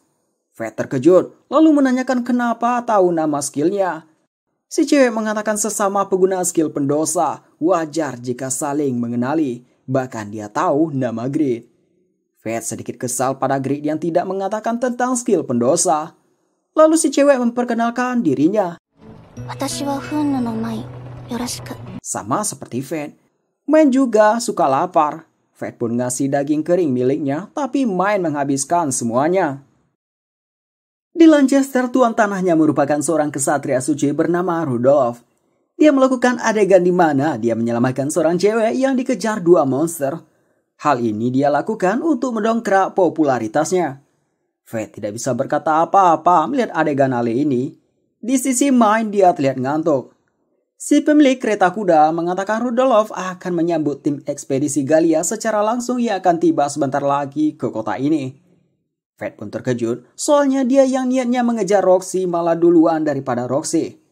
Saat si pemilik kereta kuda memberikan bayaran 3 koin emas ke Fate, Main seenaknya mengambil dengan mengatakan ini miliknya, karena dia tadi yang menolong. Setelah itu, Main tertidur, bersandar ke punggung Fate. Akhirnya Fate menggendong Main menuju penginapan. Grid mengatakan Main memang suka tidur.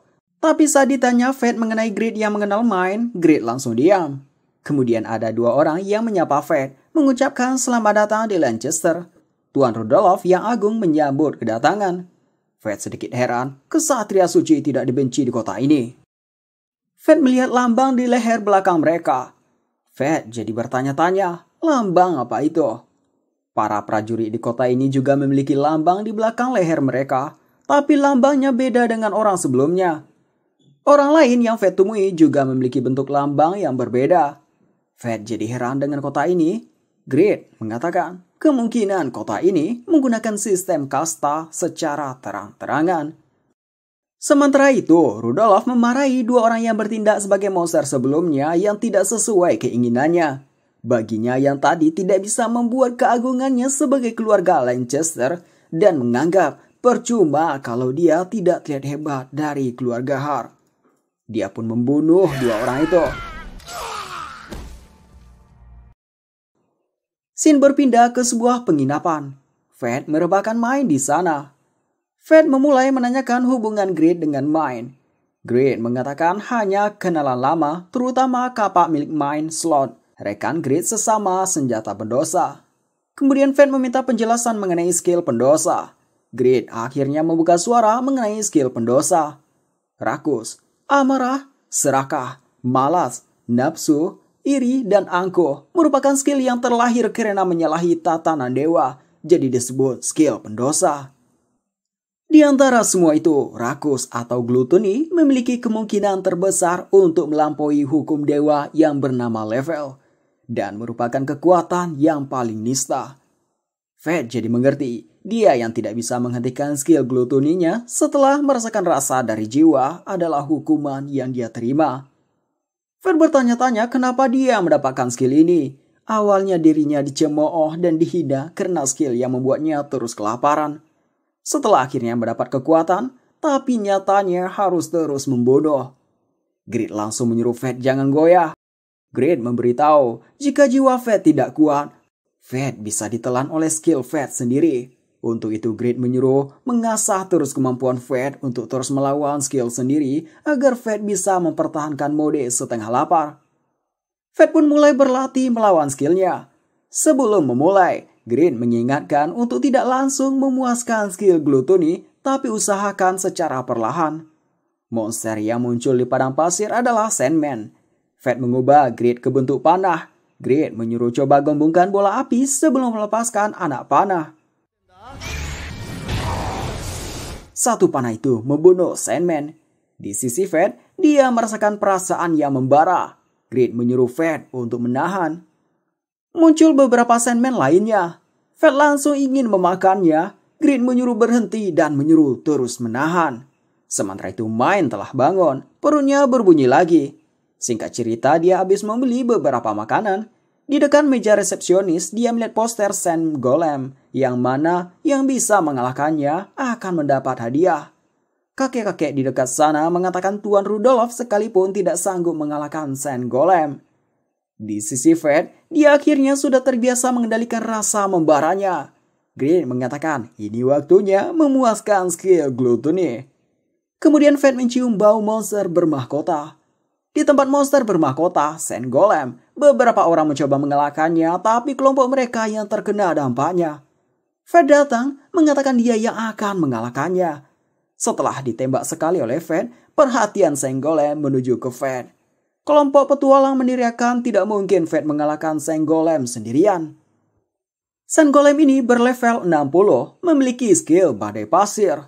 Sand Golem mulai menembak, Fed mengadu dengan panah bola api. Sand Golem menggunakan skill badai pasir, ingin menarik Fed ke dekatnya.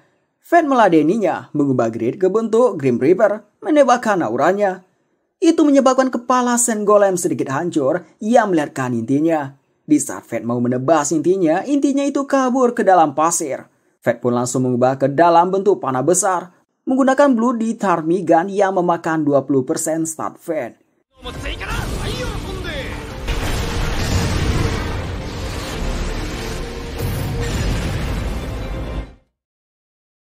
Fed mendapatkan skill baru lagi, dan tembakan tadi menyebabkan lubang yang sangat besar di gurun pasir. Para petualang yang bertarung dengan Sand Golem sebelumnya memuji kekuatan Fed dan berterima kasih. Saat perkenalan, Fed menyebut dirinya dari julukan yang dia dapat yaitu Mukuro.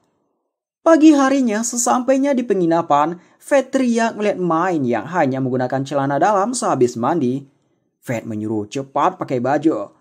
Mine mengatakan dia tidak malu jika hanya dilihat oleh bocah seperti Fed. Fed mengatakan justru dirinya yang malu. Mine pun memberitahu, berarti Fed memikirkan hal mesong. Di saat Mine mau pergi, Fed menanyakan mau kemana. Mine mengatakan memburu Sand Golem. Fed memberitahu dia sudah mengalahkannya.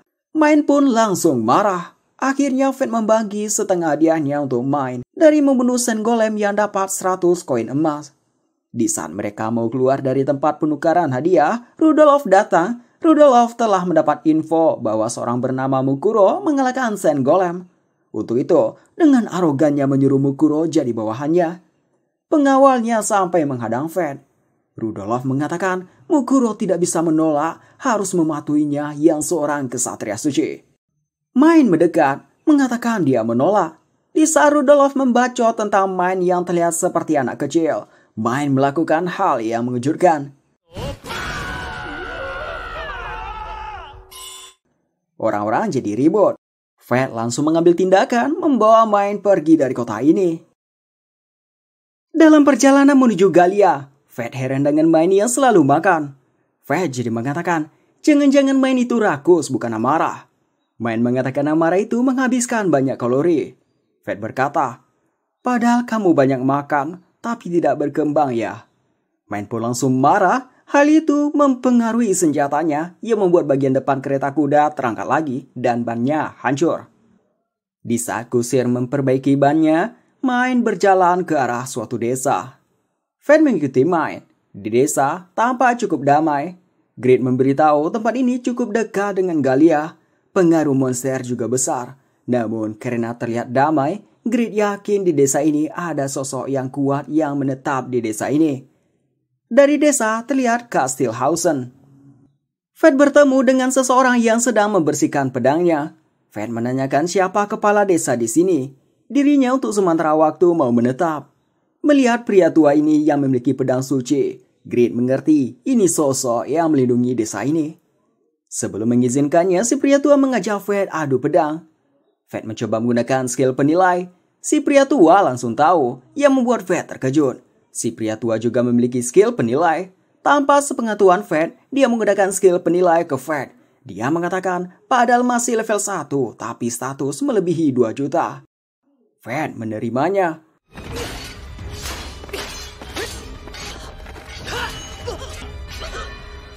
Fred yang kalah menganggap berarti dia tidak diizinkan. Tapi tidak begitu. Pria tua mengatakan ini takdir. Dia mengizinkan Fred tinggal, tapi ada syarat. Di mana selama Fred menetap di sini, Fred harus menerima pelatihannya. Fred pun heran. Dia dan Grid sama-sama merasa curiga sama pria tua ini. Fred mencoba menggunakan skill penilai lagi, tapi tidak bisa. Si pria tua memberitahu Fred masih belum tahu cara menangkal penilai. Banyak skill yang belum Fred kuasai. Tubuh Fred masih terlihat belum terbiasa dengan kekuatan Fred. Meskipun bisa membunuh monster, melawan manusia akan sulit. Jadi menerima pelatihan darinya bukanlah hal yang buruk. Fred menerimanya dan memperkenalkan dirinya. Si pria tua juga memperkenalkan dirinya. Dia bernama Aaron Barbatos. Lalu Main datang. Aaron menggunakan skill penilainya, mengatakan kemampuan Main lumayan kuat. Fred terkejut, Aaron mengetahuinya. Singkat cerita, Main tidur di tempat yang disediakan Aaron. Sementara Fred berlatih dengan Aaron. Latihan pertama adalah pertarungan tangan kosong, yang dikatakan Aaron sebagai cara terbaik untuk mengendalikan status. Aaron tahu Fred masih belum bisa mengendalikan statusnya. Aaron memperbaiki kuda-kuda Fred. Fred mencoba memukul dan menendang. Aaron menyuruh kendalikan kekuatan seperti ini. Serangan cepat tadi mengejutkan Fred. Aaron menyuruh atur ritme pergerakan agar kekuatan yang digerakkan seluruh tubuh lebih terasa. Dan nantinya akan bisa mengendalikan tanpa sadar seperti ini. Mempraktekkan apa yang Aaron katakan, Fred bisa bergerak lebih baik. Tiba-tiba, skill rakus Fred aktif, satu matanya merah. Aaron menanyakan kenapa mata Fred berwarna merah. Fred merasa gawat kalau ketahuan, dia pun langsung menyerang Aaron.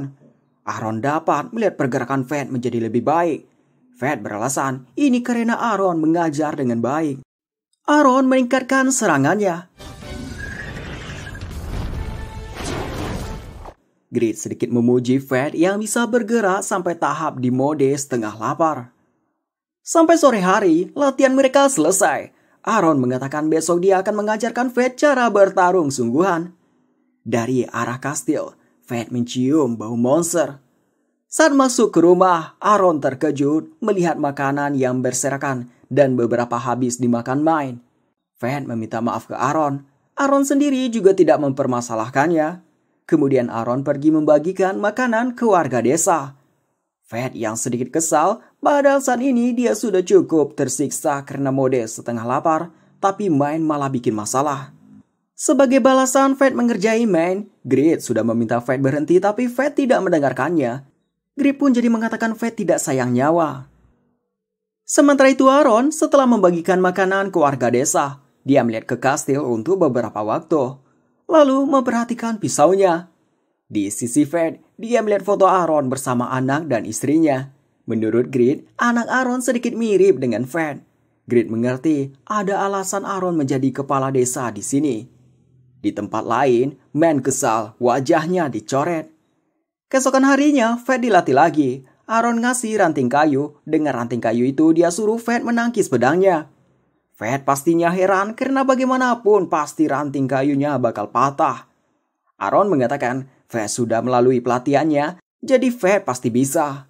Aaron mulai menebas. Saat bila pedang Aaron menyentuh ranting Fed mempraktekkan pengendalian kekuatan. Dengan itu, dia bisa menepis laju pedangnya. Aaron memuji Fed yang telah bisa mengontrol status. Mine datang mengatakan ada hadiah darinya. Ini balas dendamnya Mine atas Fed yang mengerjainya. Mine selalu makan banyak, namun dia mengatakan dia tidak punya indera perasaan. Apapun yang dia makan rasanya tetap sama. Grid memberitahu itu karena efek samping skill amarah. Lalu Mine mengatakan ada yang harus dia lakukan. Mendengar itu, Fed langsung teringat dengan Roxy, sedangkan Aaron melihat ke kastil. Fed menanyakan apa ada sesuatu di kastil itu. Ternyata kastil itu dulunya milik Aaron, Kastil Hausen. 15 tahun yang lalu, saat Aaron meninggalkan Hausen karena misi, Hausen diserang oleh kawanan monster. Anak Aaron bertindak sebagai pelindung menggantikan ayahnya. Dia dapat membunuh beberapa monster, namun monster bermahkota muncul yang membunuh anak Aaron. Monster bermahkota itu adalah sang penguasa kematian, Lich Lord. Sejak saat itu, Lich Lord menguasai Kastil Hausen. Aaron mengatakan keluarganya masih tertahan di sana hingga sekarang. Tiba-tiba, rasa lapar Fed muncul. Fed izin keluar, di luar dia memperhatikan Kastil Hausen.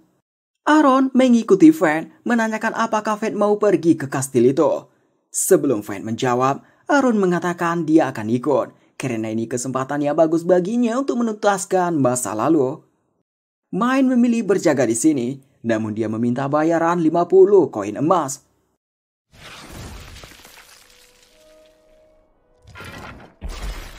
Aaron kagum melihat panah sihir yang digabungkan dengan sihir badai pasir.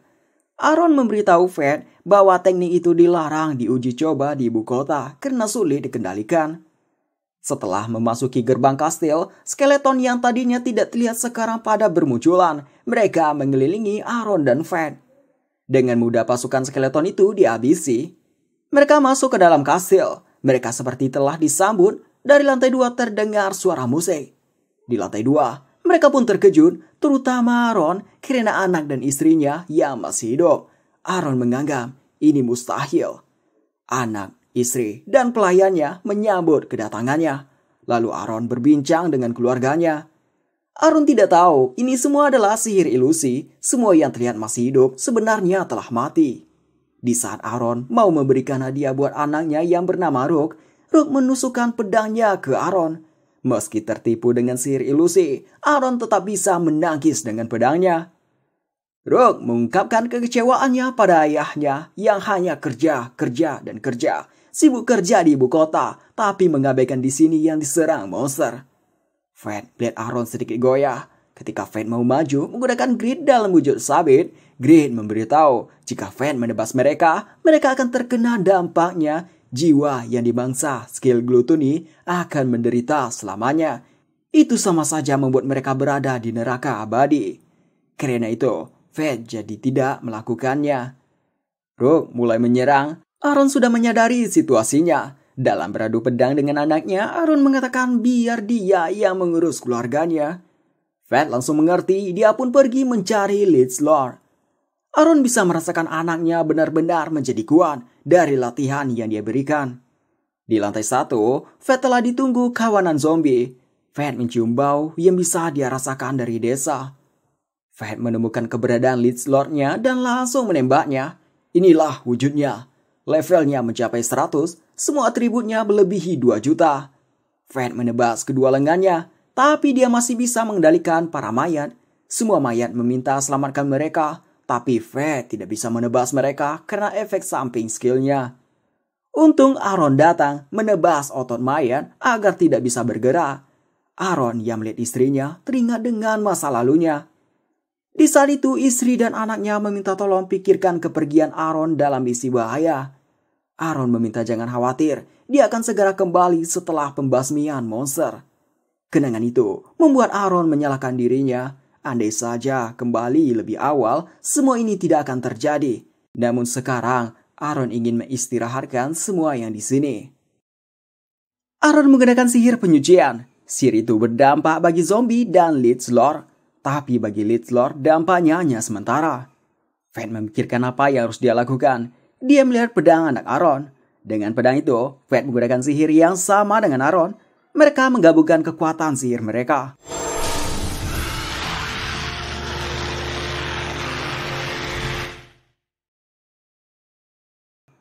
Atas sihir tadi, semua jiwa yang ada di kastil berhasil disucikan. Sebelum mengistirahatkan jasad mereka, sosok mereka muncul. Mereka memberitahu ini bukan salah Aaron dan berterima kasih telah menyelamatkan mereka. Aaron mengungkapkan penyesalannya di mana harusnya dia berada di sini tapi malah membuat istri dan anaknya menderita. Untuk itu, Aaron meminta maaf. Mereka mengatakan sekarang mereka baik-baik saja. Lalu Aaron ngasih hadiah ke Rogue. Di saat jiwa anak dan istrinya serta pelayan di keluarganya akan beristirahat dengan tenang, inti Lich Lord mau merusak suasananya. Fate pun langsung memanahnya. Kali ini Lich Lord-nya benar-benar lenyap. Tiba-tiba Fate merasakan perasaan membara. Untungnya Fate dengan cepat bisa mengontrolnya. Akhirnya perpisahan pun terjadi. Di luar kastil, Aaron mengatakan dia menembus batas levelnya. Aaron menganggap mungkin karena bertarung bersama Fate. Green mengatakan itu bisa saja terjadi kepada mereka yang membuka hati pada kemampuan dosa mematikan. Setelah itu, mereka menghabisi pasukan skeleton yang masih tersisa di kastil ini. Subuhnya, mereka kembali. Main tampak marah karena terlalu lama menunggu. Fate mencoba menenangkan Main. Aaron memberikan uang yang dijanjikan serta permintaan maaf. Main yang mata duitan karena dia membutuhkan uang untuk membangun desanya. Dia mengatakan uang tidak berbohong. Fate akan tahu jika sudah hidup lama. Aaron yang merasa pernah melihat Main, sekarang dia ingat siapa Main. 50 tahun yang lalu, Aaron pernah melihat Main saat monster muncul di sini. Dari dulu sampai sekarang, Main masih terlihat sama, masih sempurna. Main memuji penglihatan Aaron yang bagus, sampai mengatakan Aaron akan bisa mencapai level dirinya jika Aaron berlatih 1000 tahun. Aaron mengatakan itu akan berat untuknya. Main pun dengan entengnya bilang itu memang batasan manusia. Saat ditanya Aaron siapa Main sebenarnya, Main mengatakan dia hanya hantu yang tidak diizinkan mati. Setelah itu Fate memberitahu sedikit kemampuannya tentang mata merah yang mengharuskannya membunuh monster. Aaron paham itu mengganggu pikiran Fate. Aaron berpesan, jika tugas Fate selesai, mampirlah ke sini. Sementara itu di kediamannya Flaring, mereka mendapat batu bertuah yang bisa menyembuhkan penyakit apapun. Dengan batu ini, mereka yakin keabadian bukanlah mimpi. Pelayan mereka datang, memberitahu Hado meninggal, sontak Rafael sangat terkejut. Si pelayan memberitahu, menurut orang-orang yang mengawalnya, Mukuro bukanlah monster tapi seorang prajurit. Rafael pun sangat kesal dan penasaran siapa Mukuro sebenarnya. Dalam perjalanan menuju Galia, Fen menanyakan lagi apakah Main yakin kalau Main bukan amarah. Soalnya dari tadi Main selalu makan, hingga menghabiskan banyak daging yang dikasih Aaron. Main mengatakan hal yang sama seperti sebelumnya, kalau amarah membakar banyak kalori. Main menyuapi Fate satu daging agar Fate tidak marah. Fate pun memakannya. Selagi Fate makan itu, Main memperlakukan Fate kayak anak kecil. Dia mengusap-usap kepala Fate sambil mengatakan anak baik. Fate sendiri tidak tahu jalan pikir Main, sementara Grid hanya tertawa. Main merasa ngantuk lagi, dia pergi ke samping Fate, merebahkan tubuhnya, menjadikan kaki Fate sebagai bantalnya dan langsung tidur. Fate jadi tidak bisa berkata-kata lagi. Melihat Main yang seperti ini malah terlihat seperti anak kecil bagi Fate. Fate teringat kata-kata Main kalau dia hantu yang tidak diizinkan untuk mati. Fate menanyakan ke Grid apa yang dilawan Main. Grid hanya mengatakan kalau Fate terus berkelana dengannya, Fate akan tahu sendirinya. Namun Grid meminta jangan cari tahu terlalu dalam. Baru saja Fed pergi dari Hausen, tim ekspedisi ke Galia yang dipimpin Roxy sampai di Hausen. Roxy memberitahu ini tanah yang dulunya dikuasai oleh keluarga Barbatos, tapi sekarang menjadi milik Lord Lich, monster bermahkota. Roxy pergi mendekat ke kastil Hausen bersama Milia dan Mugan, tapi Roxy merasa aneh, dia tidak merasakan monster di sini. Menurut Mugan, mungkin sudah dibersihkan. Aaron menyambut Roxy, mengucapkan selamat datang. Roxy, Milia, dan Mugan kenal dengan Aaron. Mugan sendiri memberi hormat karena Barbatos adalah satu dari 5 keluarga besar dan Aaron adalah ahli pedang bernama Pedang Cahaya. Di sisi lain, Aaron yang mengenal Roxy mengejutkan buat Roxy. Ternyata Aaron adalah teman lama ayah dan ibu Roxy. Terlebih, nama Roxy adalah pemberian dari Aaron atas permintaan orang tua Roxy. Roxy sendiri tidak tahu hal ini karena orang tuanya tidak pernah menceritakannya. Mugan mengatakan di Aerie, nama Roxy diberikan oleh seorang pahlawan. Mengenai Kastil Hausen, Roxy mengira Aaron yang membersihkannya. Aaron memberitahu dia tidak sendirian, ada seseorang yang bertarung di sampingnya. Mendengar itu Mugan yakin orang itu pasti kuat untuk bisa mengalahkan monster bermahkota. Milia menanyakan di mana orang itu, dia ingin bertemu. Aaron memberitahu orang itu sudah pergi. Roxy meminta beritahu siapa orang itu karena Roxy harus melaporkan pada ibu kota bahwa Lord Lich sudah dimusnahkan dari Hausen. Aaron tidak bisa mengatakannya lantaran itu permintaan dari Fed untuk tidak memberitahu tentangnya ke orang lain. Roxy mengerti, lalu dia permisi pergi. Aaron tahu Roxy akan pergi ke Galia. Aaron terlihat marah. Dia menanyakan apakah keluarga Fleric yang mengirim Roxy. Roxy langsung mengatakan tidak, dirinya sendiri yang menawarkan diri.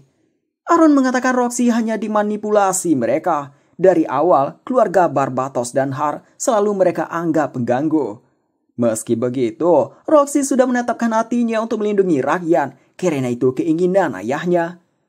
Aaron jadi tidak bisa melarangnya, namun sebelum Roxy pergi, dia ingin melatih Roxy cara bertarung di Galia. Roxy dengan senang hati menerimanya.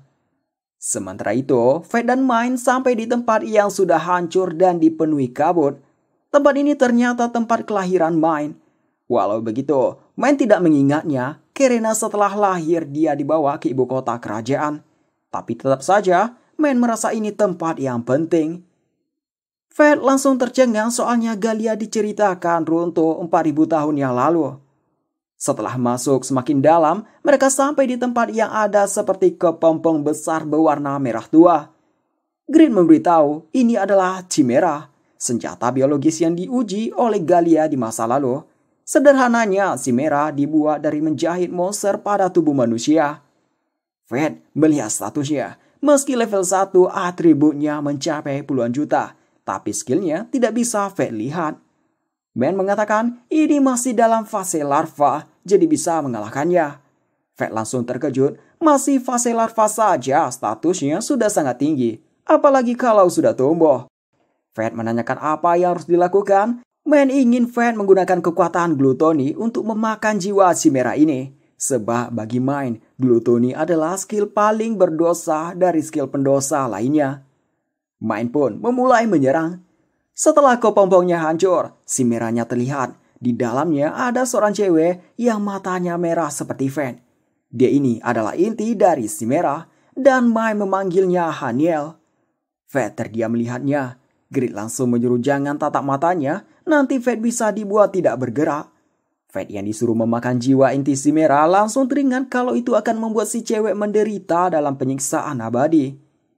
Maka dari itu, Fed menolak melakukannya.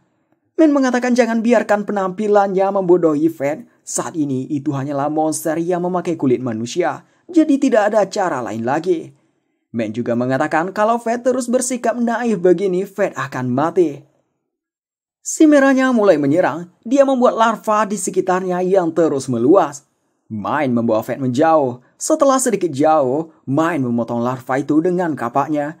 Menerima serangan Mine dan kena larvanya sendiri, tidak menggores tubuh Chimera ini. Mine kesal melihatnya. Mine mengajak berpencar. Mine mengapak bahu Chimera sampai putus. Fed memanah kakinya, menjadikan kaki itu jadi patung. Fed langsung senang. Sesaat setelah itu efek sihir Fate dihilangkan dan tangannya beregenerasi lagi. Man menyerang lagi dengan meningkatkan kekuatannya. Kapaknya, Slot, semakin berat dan kuat, tapi itu mengurangi kecepatan Mind.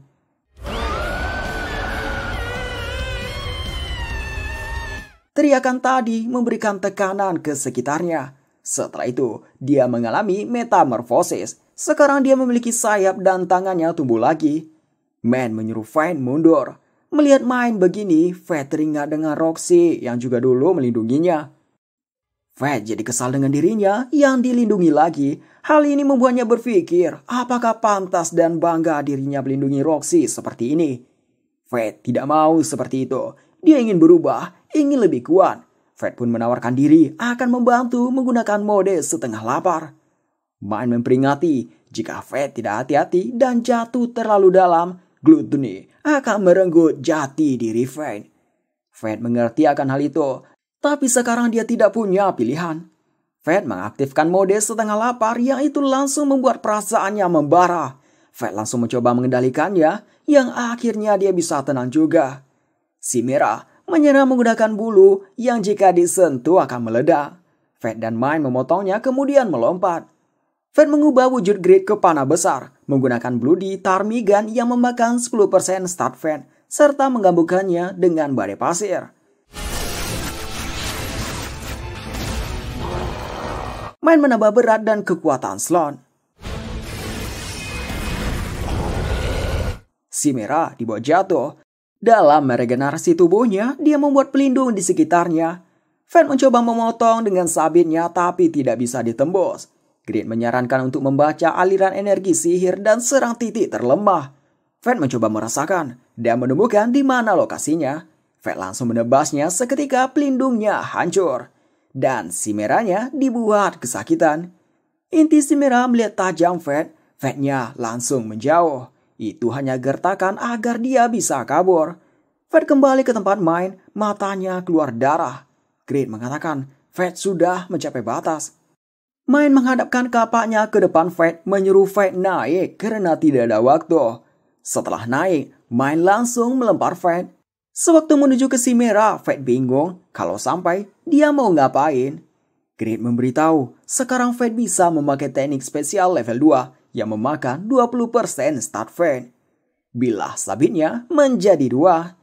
Dari saran Grid, Fate mencari pusat energi sihir Chimera. Fate menemukannya yang itu dari intinya.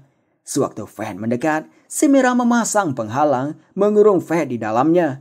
Lalu dia memanaskan diri dengan tujuan membakar Fate. Fate pun meladeninya.